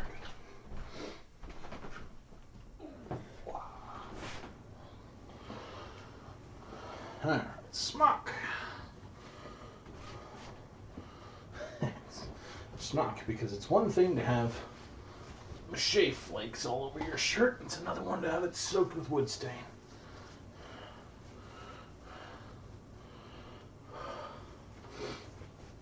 I'm with you, Twisted. Triple digits is... well, it's just wrong. It's not something we do in decent, polite society. What are we going to use? I'm going to use a couple of them.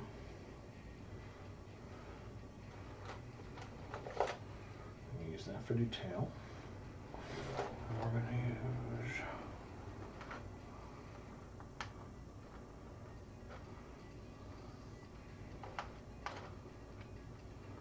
we want to use that one. I don't want to use that one either. But I do want to use them, so. Brushes are cheap.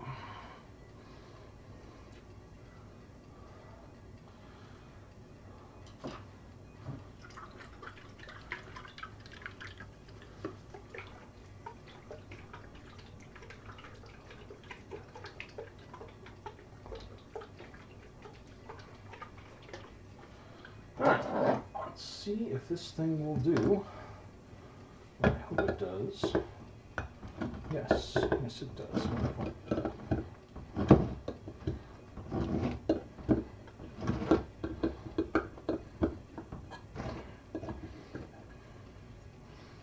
Exquisite. Let's do a little bit on here before I do it on the wood. Yep, that's fine. And away we go.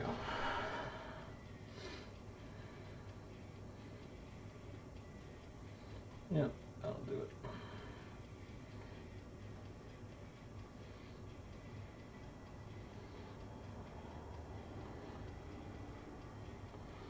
Almost a little worried that the witchwood will be too dry, but it seems to be taking up the stain. No issues.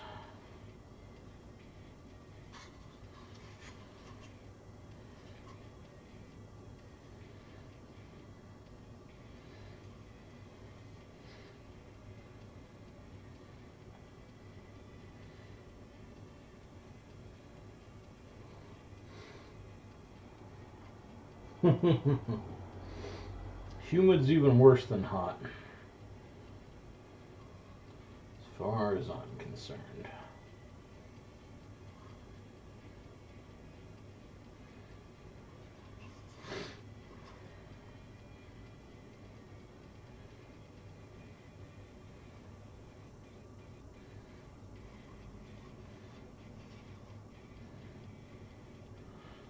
Take dry heat over humidity any day.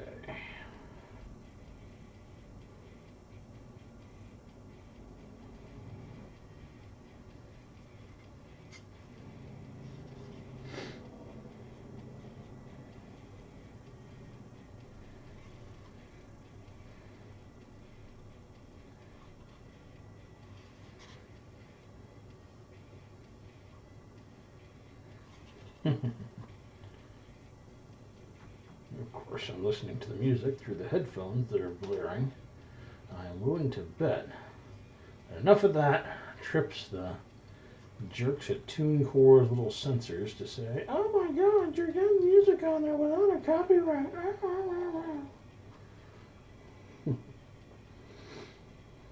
At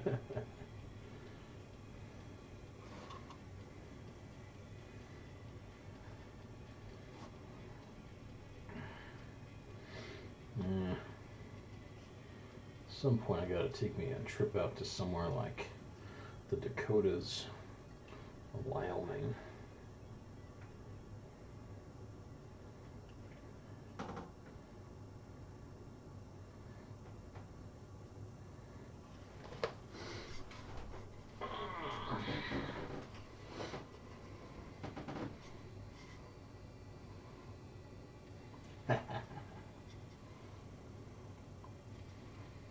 Hey, Morticia, how's it going?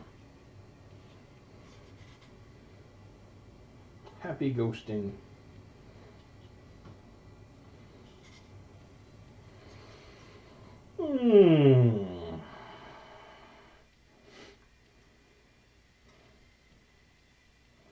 It's nice to stay in the little witchwood for a while.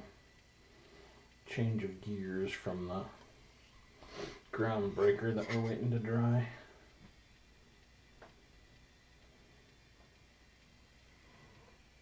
Hey, Cat, what's up? It's good to be back.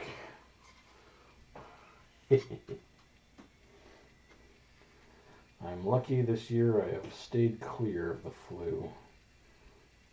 Knock on wood.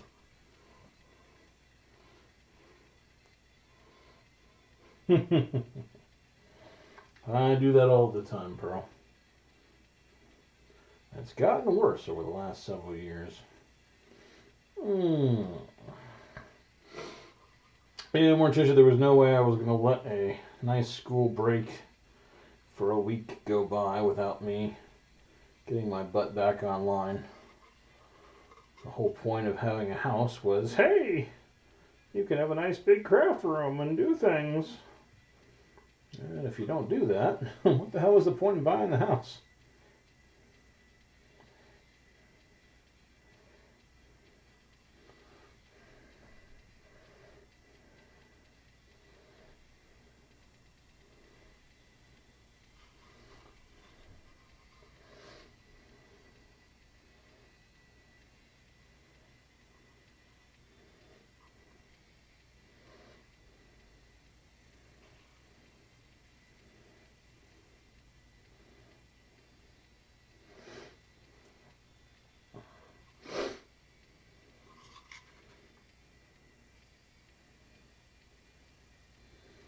That's nice. This is actually working out extremely well. I was kind of worried the patterning wouldn't look woody enough, but it's absolutely fine.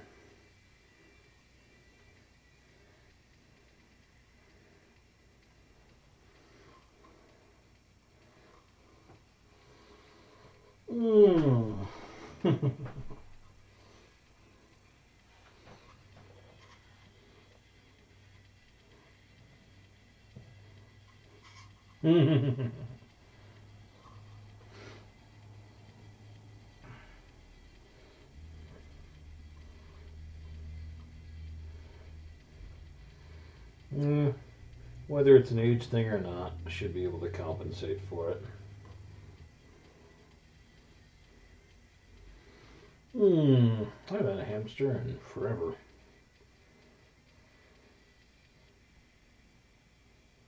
Once had a pair of gerbils in the long, long ago. Digger and Chewy.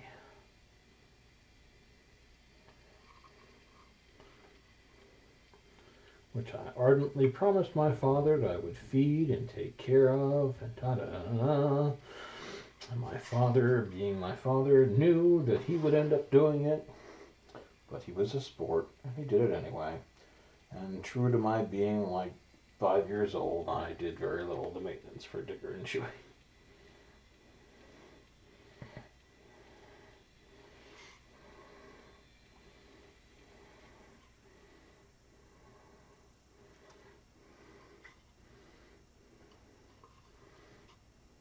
Okay. Well, that's it for the big brush. Corn snake, huh? Good stuff. Snakes aren't my bag personally, but I have nothing against the folks who love them.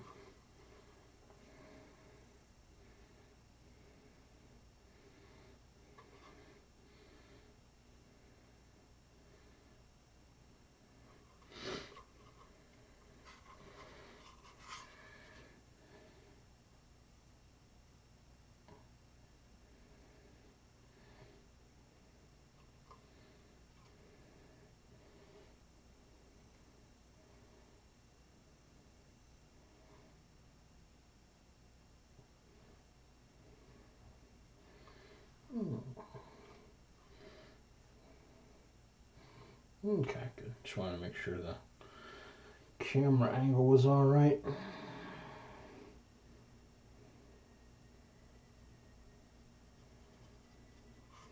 I'm not sure I like the camera where it is, but I don't see any kind of better spot for it at the moment.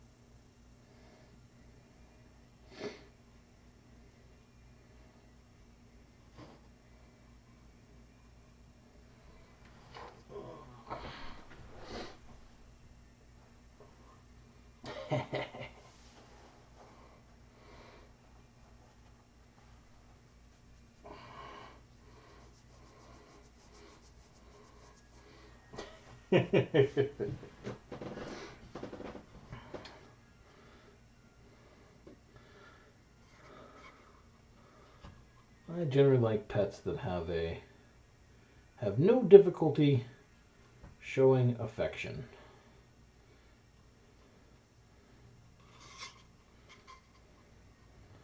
So dogs, cats, parrots.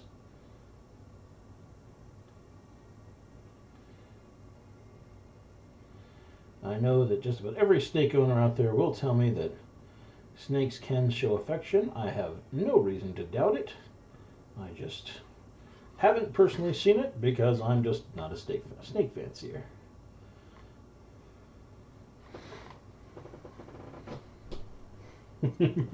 Yeah, that tarantula does not show love.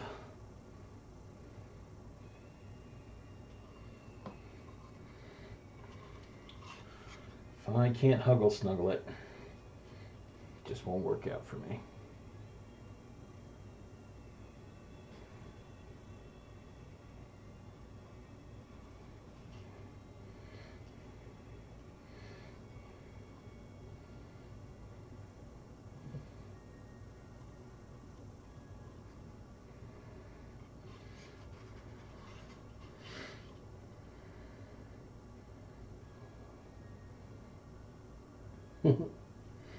Cool.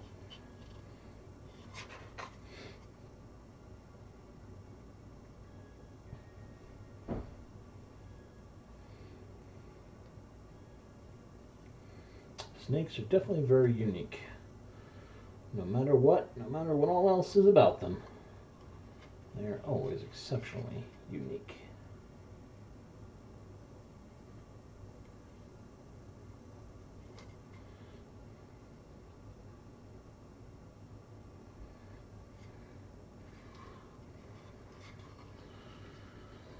A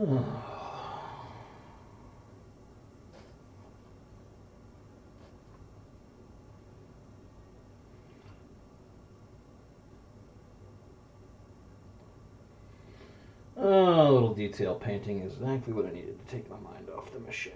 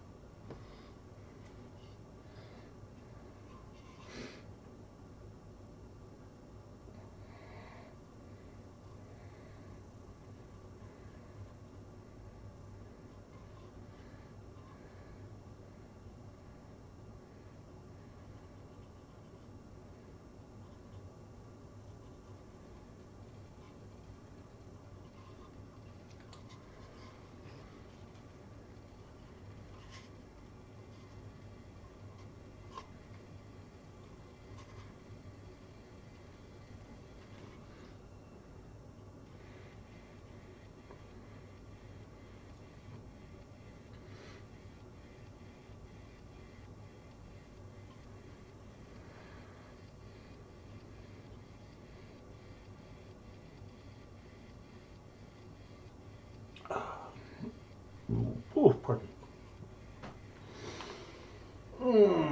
Mache orbs are going to be tiny little mini pumpkins coming out of the Pumpkin Sentinel, kind of like extra heads on a troll. So, it's good stuff. Beard dragons are nifty. Very, very nifty.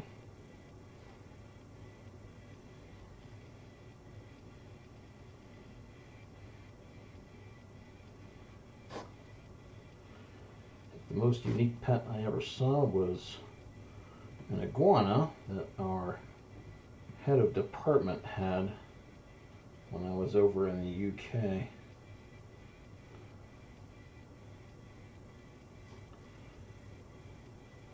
He always had very interesting creatures in his classroom. He had some giant African land snails. The iguana was a bit of a tragedy, though, because the Christmas break occurred, and the school, being cheap, turned down all the heat. Hi, Sam. What's up? Wow. And the poor iguana's core temperature dropped way too low over the break, and when Mr. Ratford returned, she had passed on. I believe he had a very stern word with the school about that, because that was his pet and she was not an inexpensive animal.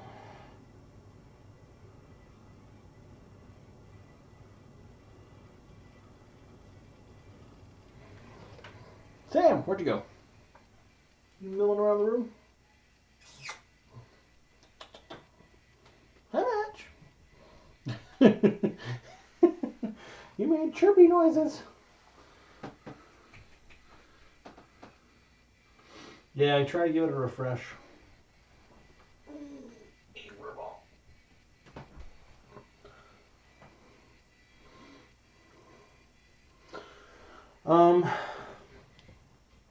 There was I can't remember if there was a maintenance person in the building who had agreed to feed her over the break, or just by the very fact that she was an iguana, she ate very infrequently.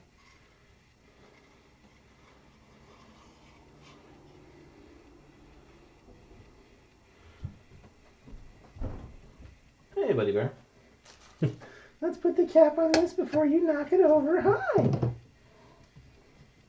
And let's put this over here before you knock it over. Samhain the cat, what are you up to? No, you definitely don't want to lick that. You absolutely do not. Hi! What's what? Huh? What are you doing over there? Think you can make it over here? Huh? Or are you just here to, step around and then go away? You antisocial bastard. You'll leave your old dad to just sit here and craft, huh? Oh boy.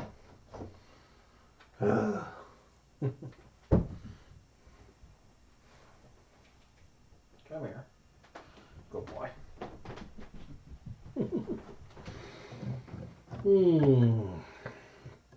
Yeah. Now, Rob was a very experienced, or is a very experienced keeper of exotic pets. He definitely would not leave the iguana to any condition where she would starve.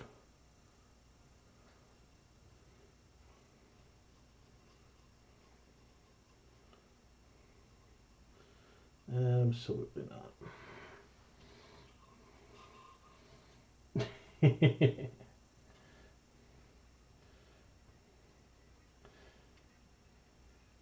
Well, this is about the time of day where I usually put some dry cat food in their bowls before I go to bed on a regular work night. So I think they're both wondering, why the hell is Dad sitting at that table talking at a screen when he could be feeding us?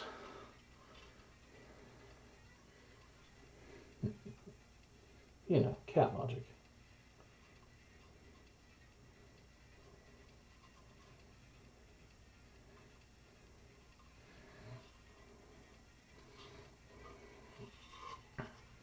Yep, he's a good fur ball. He's not being a little prick. He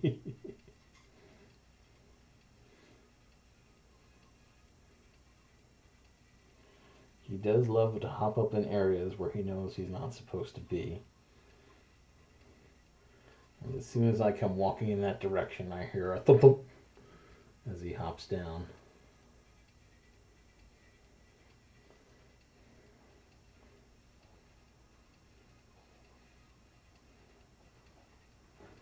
And it's not like I'm being mean. There's only two spots I don't want the fur balls. One is on the kitchen counter, and the other one is on my computer table. Every other surface they can go on.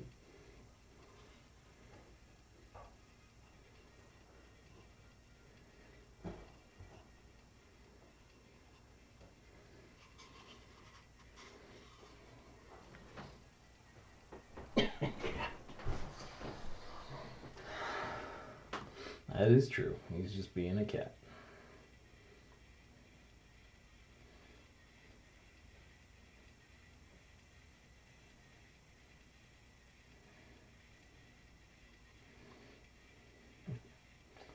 Everybody wants to be a cat. Because the cat's the only cat who knows where it's at.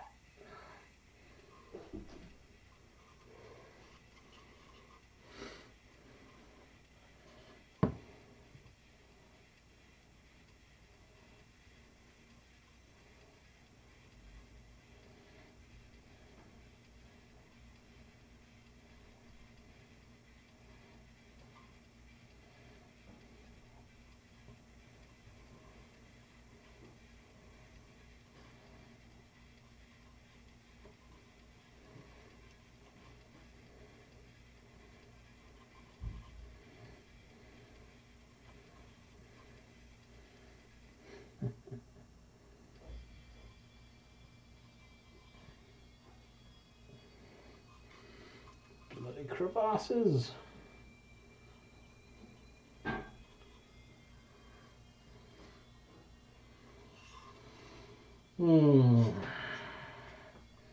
Yep.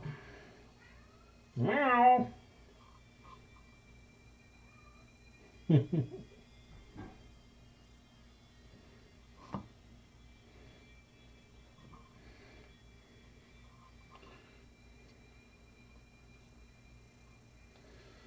Oh well. They still have a good life here.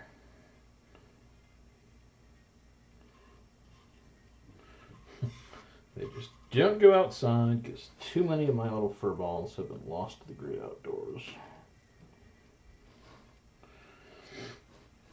There was even a local cat who used to come into the gaming store all the time called Annabelle. And one day she just stopped showing up. My parents have been feeding a white stray that they named Frosty for a while, and now he has gone missing. Or I should say he or she, because they have no idea what gender Frosty is. But she's one of those, nope, my cats are not going outside. It's dangerous out there.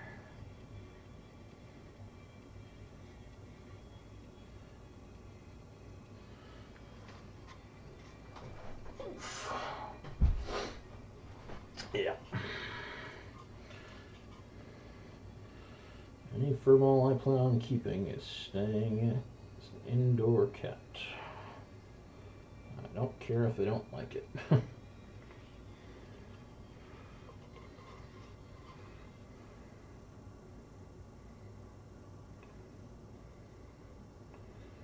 is dangerous shenanigans out there. Oh, there we go.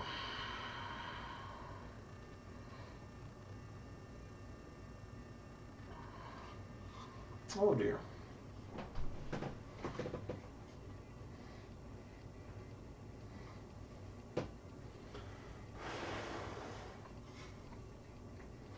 Yeah, coyotes are a persistent threat. Up in this area too. They're all over the damn place.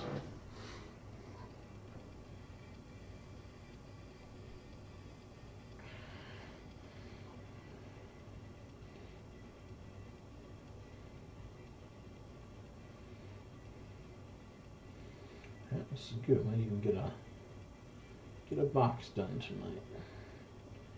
That'll be nice.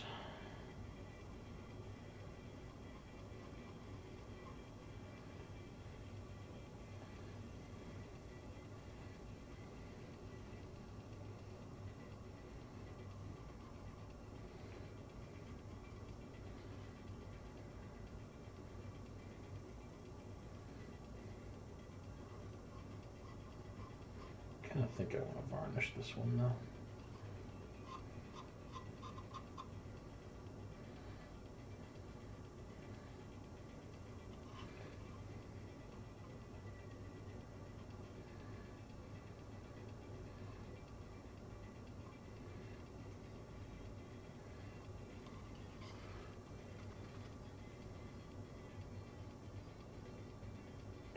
Don't know why, but the great news in the back of my mind says varnish it.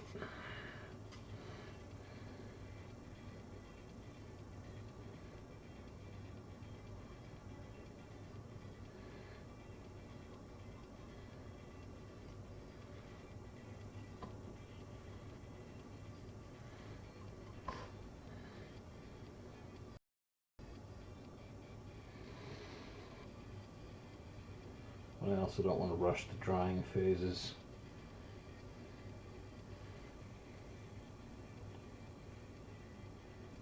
I'm going to do a little bit more work on it when I finish up this box.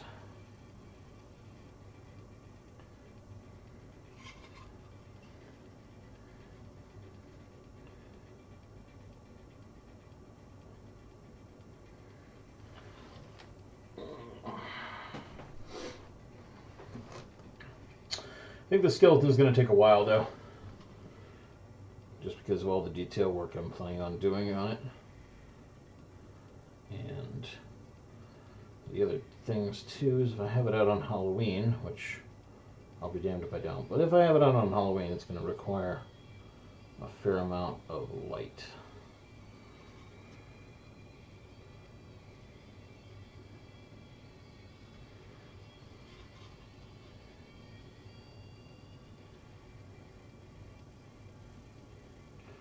Too many of our props just get washed out with green because we like green lights, but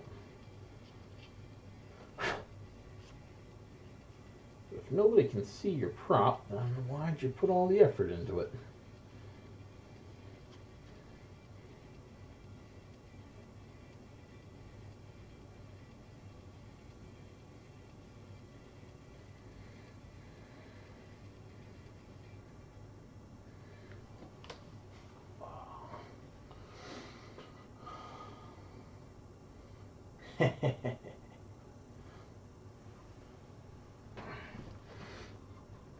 Yep, this one's also a prototype, so this will be the basis for how I do all my other Sentinels.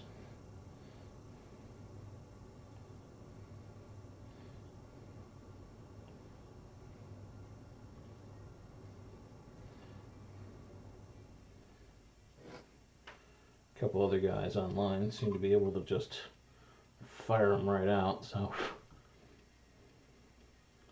I have no doubt that once I get in the groove, I'll be able to emit them on a similar basis.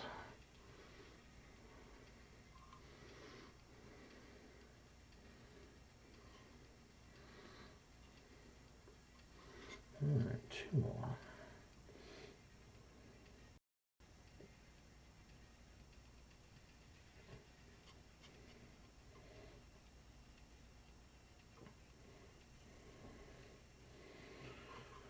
Oh. Then we'll screw around with some witchwood or paper towel skin. It's all fun. Textures, the joy of textures.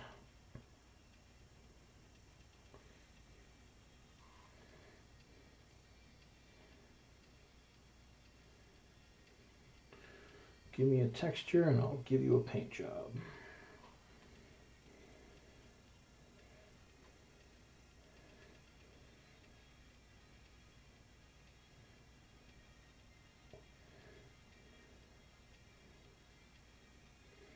Oh, okay.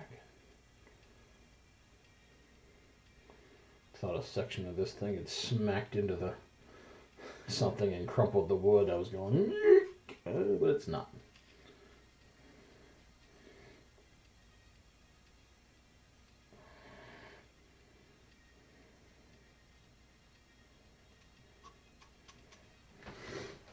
Oof. Oh, almost there. Have a good one, Lynn. Catch you around again sometime.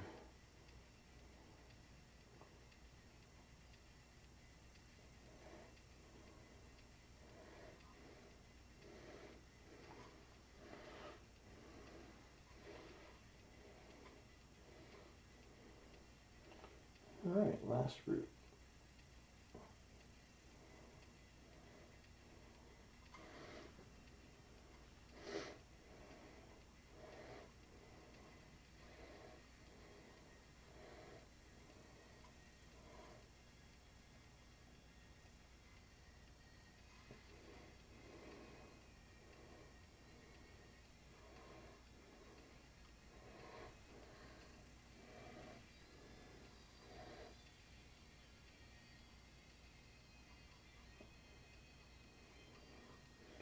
There we go.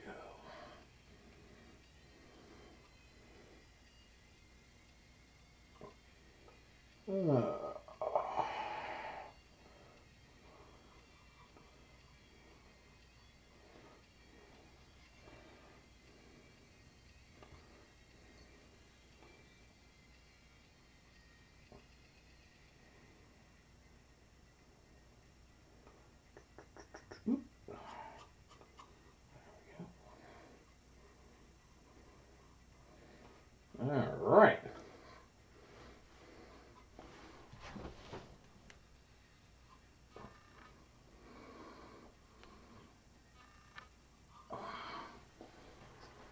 That one just needs some cleanup. It's all set.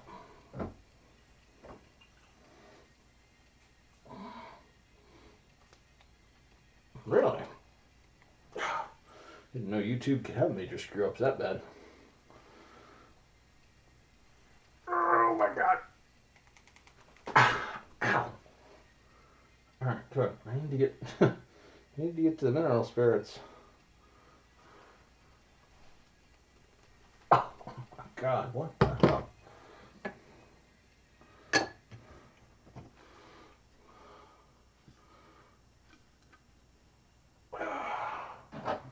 Oof.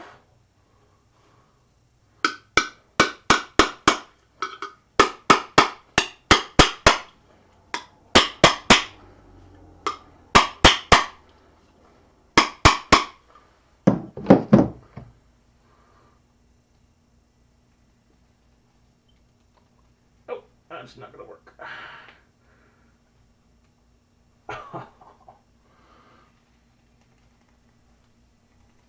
Oh, all right, we're gonna get that a little soaking, blazing hot water. BRB. That didn't work with either hand. 1 sec.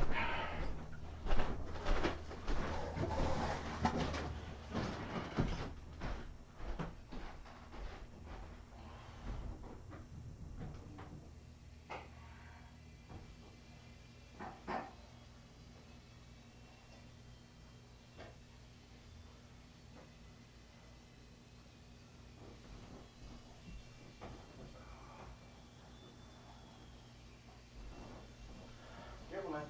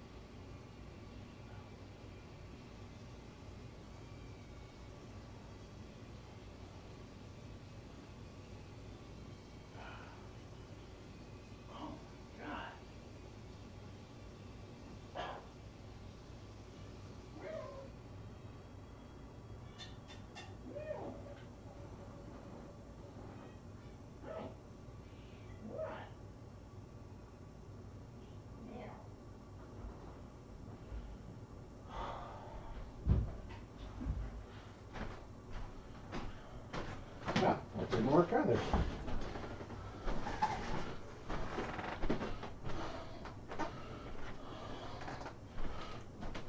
Oof. Yeah, no kidding.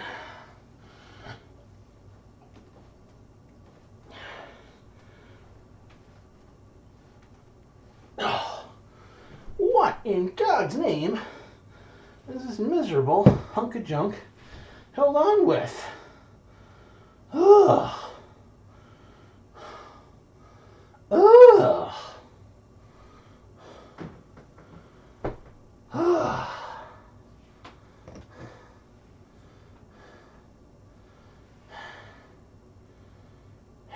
Refrigerate after opening.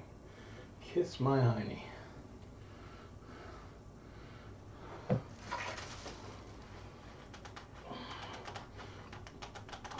If that were that easy, that would be great. It is becoming genuinely painful to attempt to do anything with. Hey, Dan. Well, what do we got?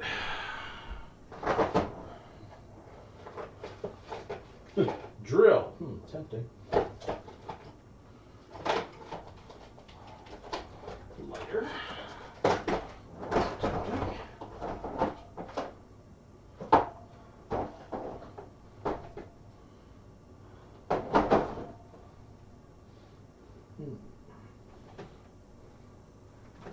I mean, I have more mineral spirits. I just really like to use this container.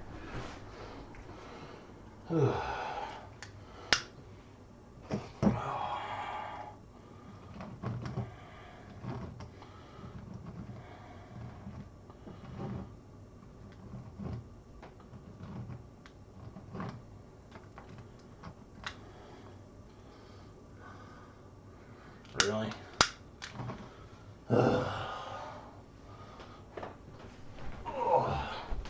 Sam glued it. No doubt. No doubt at all.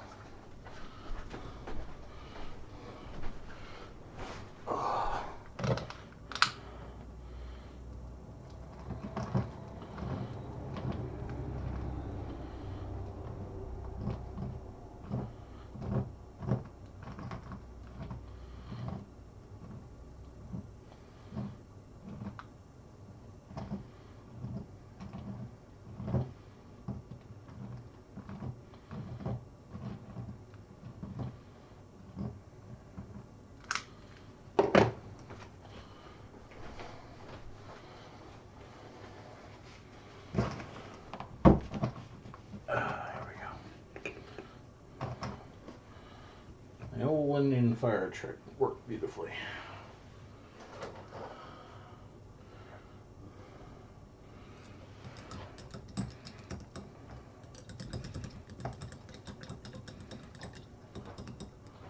Hoo-ha.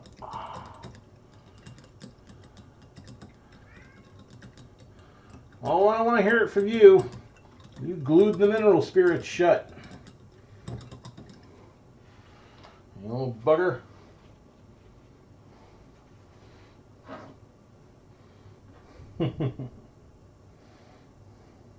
Yeah. If I glue shut the mineral spirits, he'll call it a night.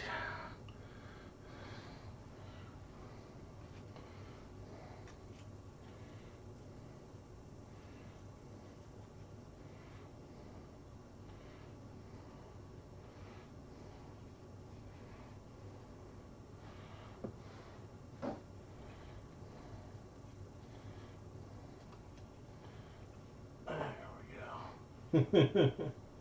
Yes, we will. For a while, at least. I would like to take another look at that.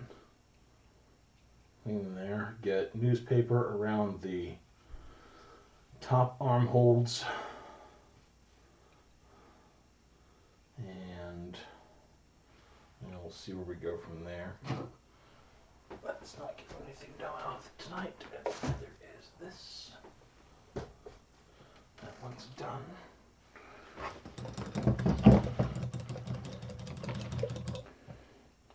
Huh.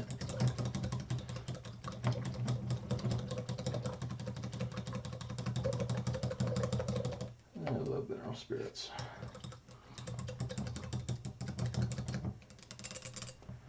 Good.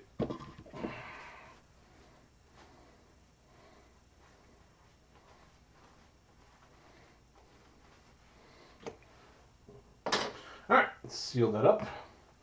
Not quite so tough this time. Oh, okay. What are we doing next?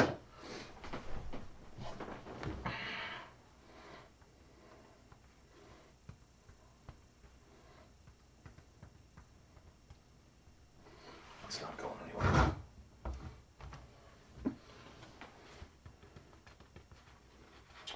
I can throw another layer on that before we quit tonight.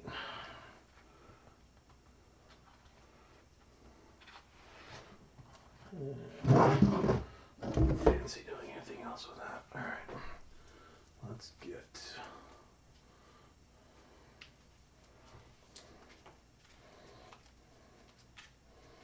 Still don't like that. Maybe we'll drill another hole in there and fill it up. Or drill two. I don't know.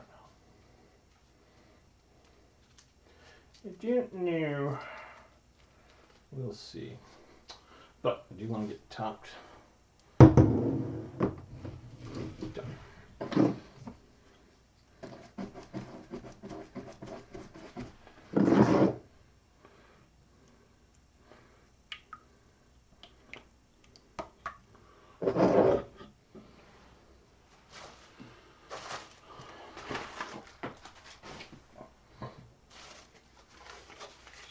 There we go.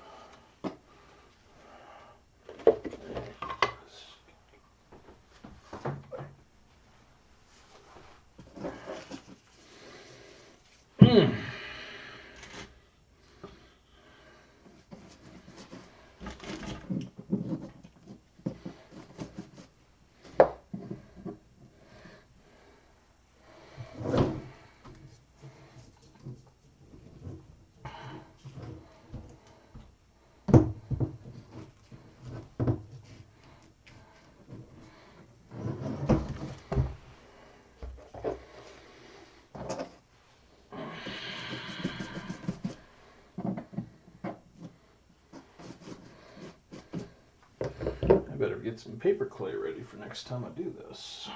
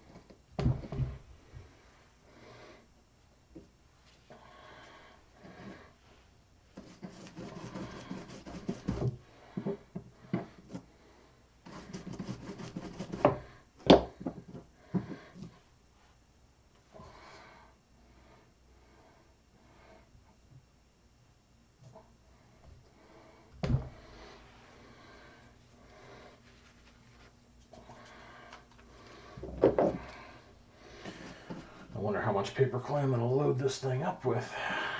I'm almost a little concerned about weight.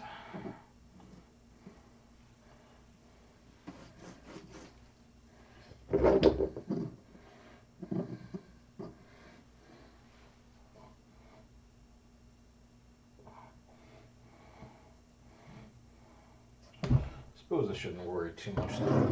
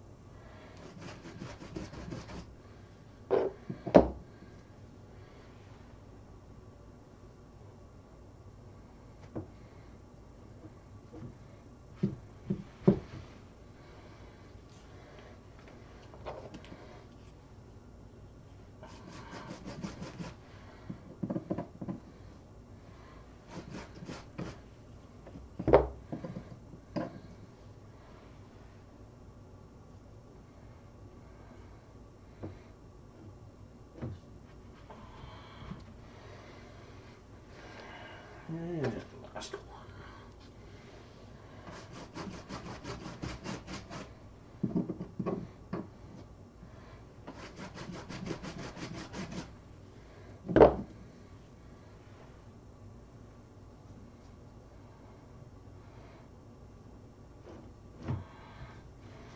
Great.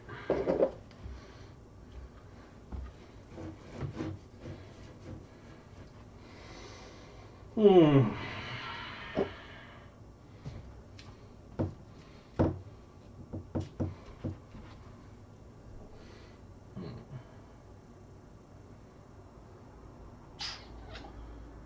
want to do anything with the neck right now. So I have no idea how that head is going to get mounted to this guy. That's mostly coated. That's not tacky anymore, so we can do the back.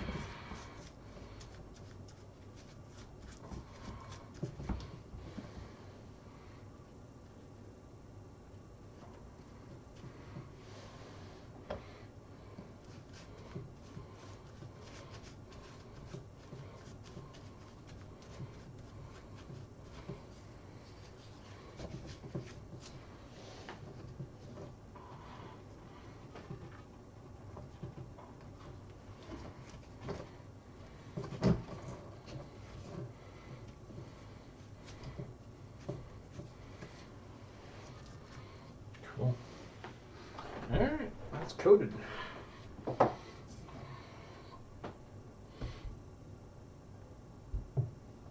Anything from there forward is going to be all set. Night, Pearl.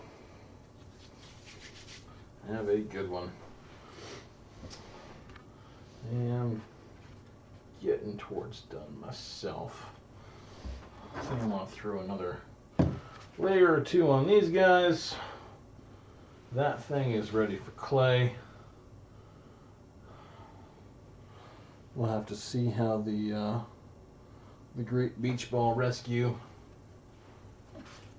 Actually, what I ought to do is just throw the other half bottom of these guys, so I can do that without completely gooping myself.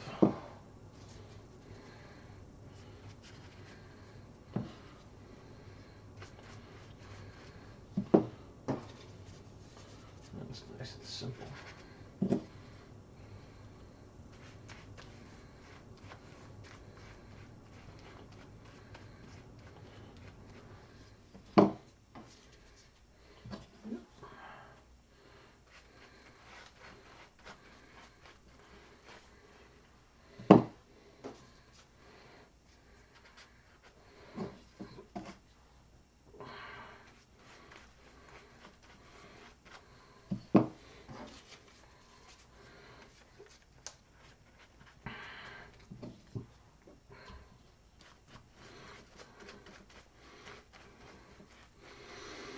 These guys will be somewhat special mini pumpkins too, because as soon as I get enough layers on them, I'm going to seal them entirely after I take the beach ball cores out.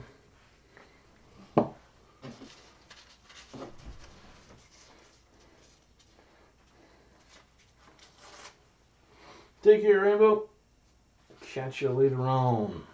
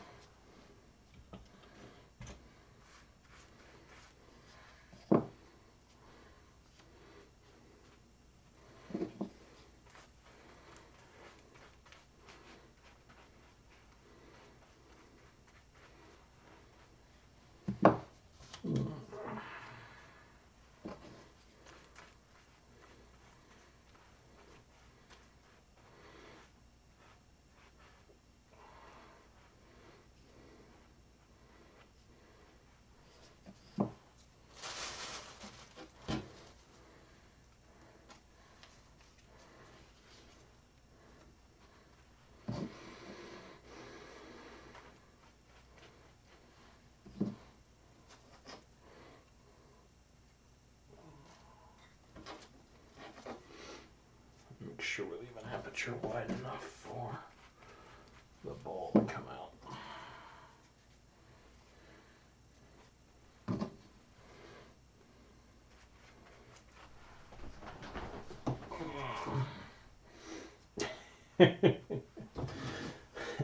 Man, if I ever won some significant lottery, I would train a staff to just do this all the time. Leave the sculpting to me. Everybody else can just build armatures for a few thousand a year. Part-time work. You have $500 in armature.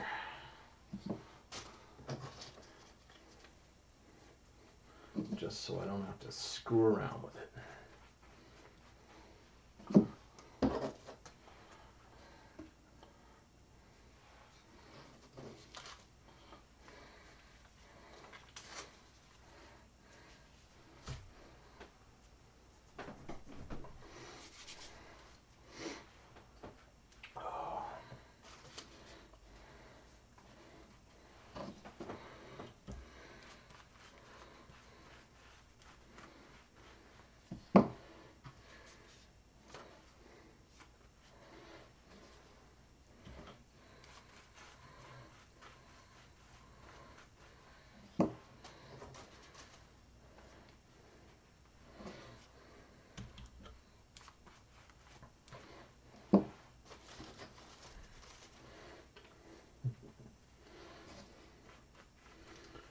this were the late Middle Ages, that's exactly what would be happening to have all the apprentices out living in the garage.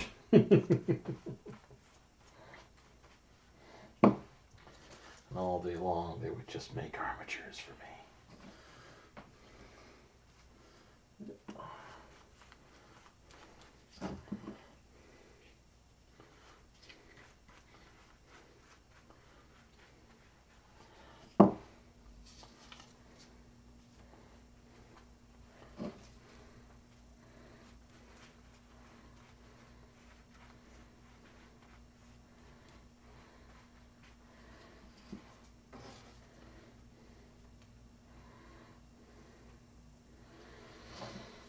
Of course, that reminds me of that series about the cathedral.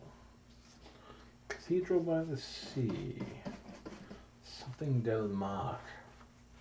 Excellent late medieval series.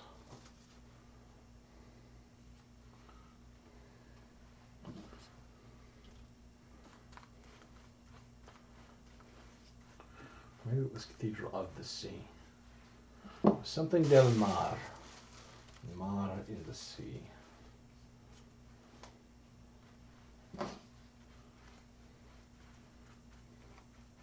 It's on Netflix for a while.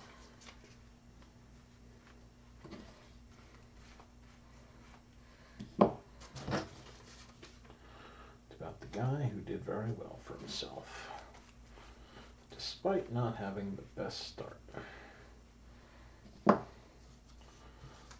Hard work and determination story.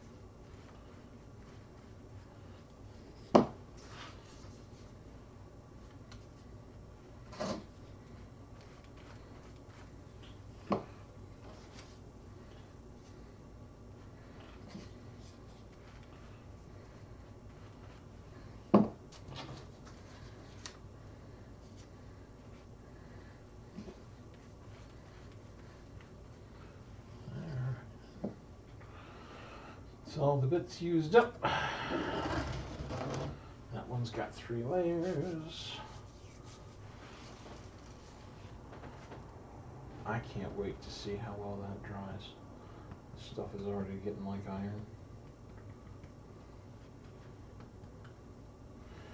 Let's see if we can quickly find out what makes shop towels more robust.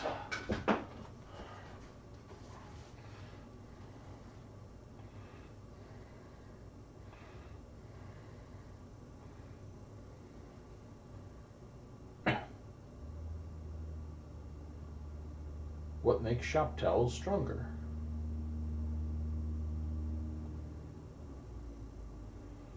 Well, I don't want specials.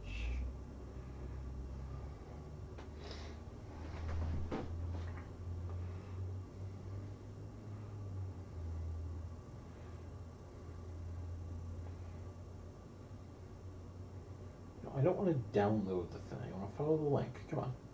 Oh, it's a PDF. God dang it. Come on.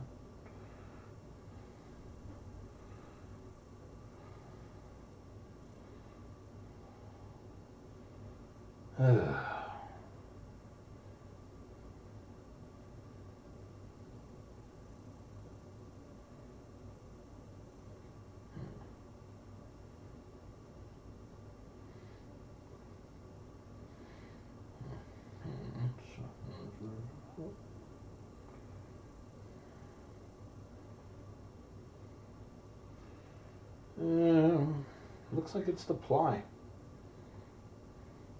There's going to be something in the fibrous nature to it now.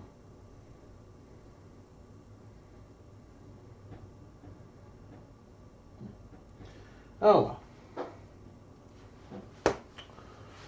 Not enough information there to be critical and conclusive. And it's definitely going to be something to do with the fiber consistency as well. These are probably going to be longer internal fibers, giving it the extra density and awesomeness. Well, we've learned a lot, especially in their use, and we know to use them only when you have an absolutely rock solid form underneath. Because our other one over there clearly did not and started to collapse. I think I've gotten as far as I've got to get for tonight. I got 3 heads all set there and getting done. We got the emergency repair one sitting over by the heating jet getting set. So it's time to call it good. Woohoo! All right. Thank you everybody for hanging out with me this evening. We are about to close out, and I will hopefully be on sometime again, at least before the break ends. And yeah, projects, more Halloween stuff. We'll catch you later on. Good night.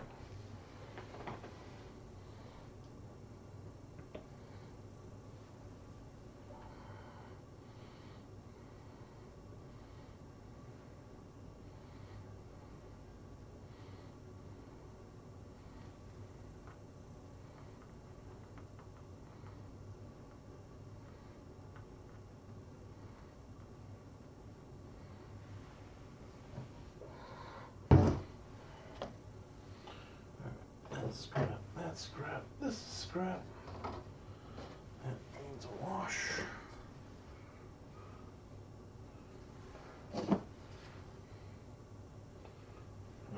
Actually, let's take a shower towel. I'm gonna have one. This one's enough. Let's get it wet. Yeah, look at that. Look at those little. Look at those things. Those little wet things in there being thingy.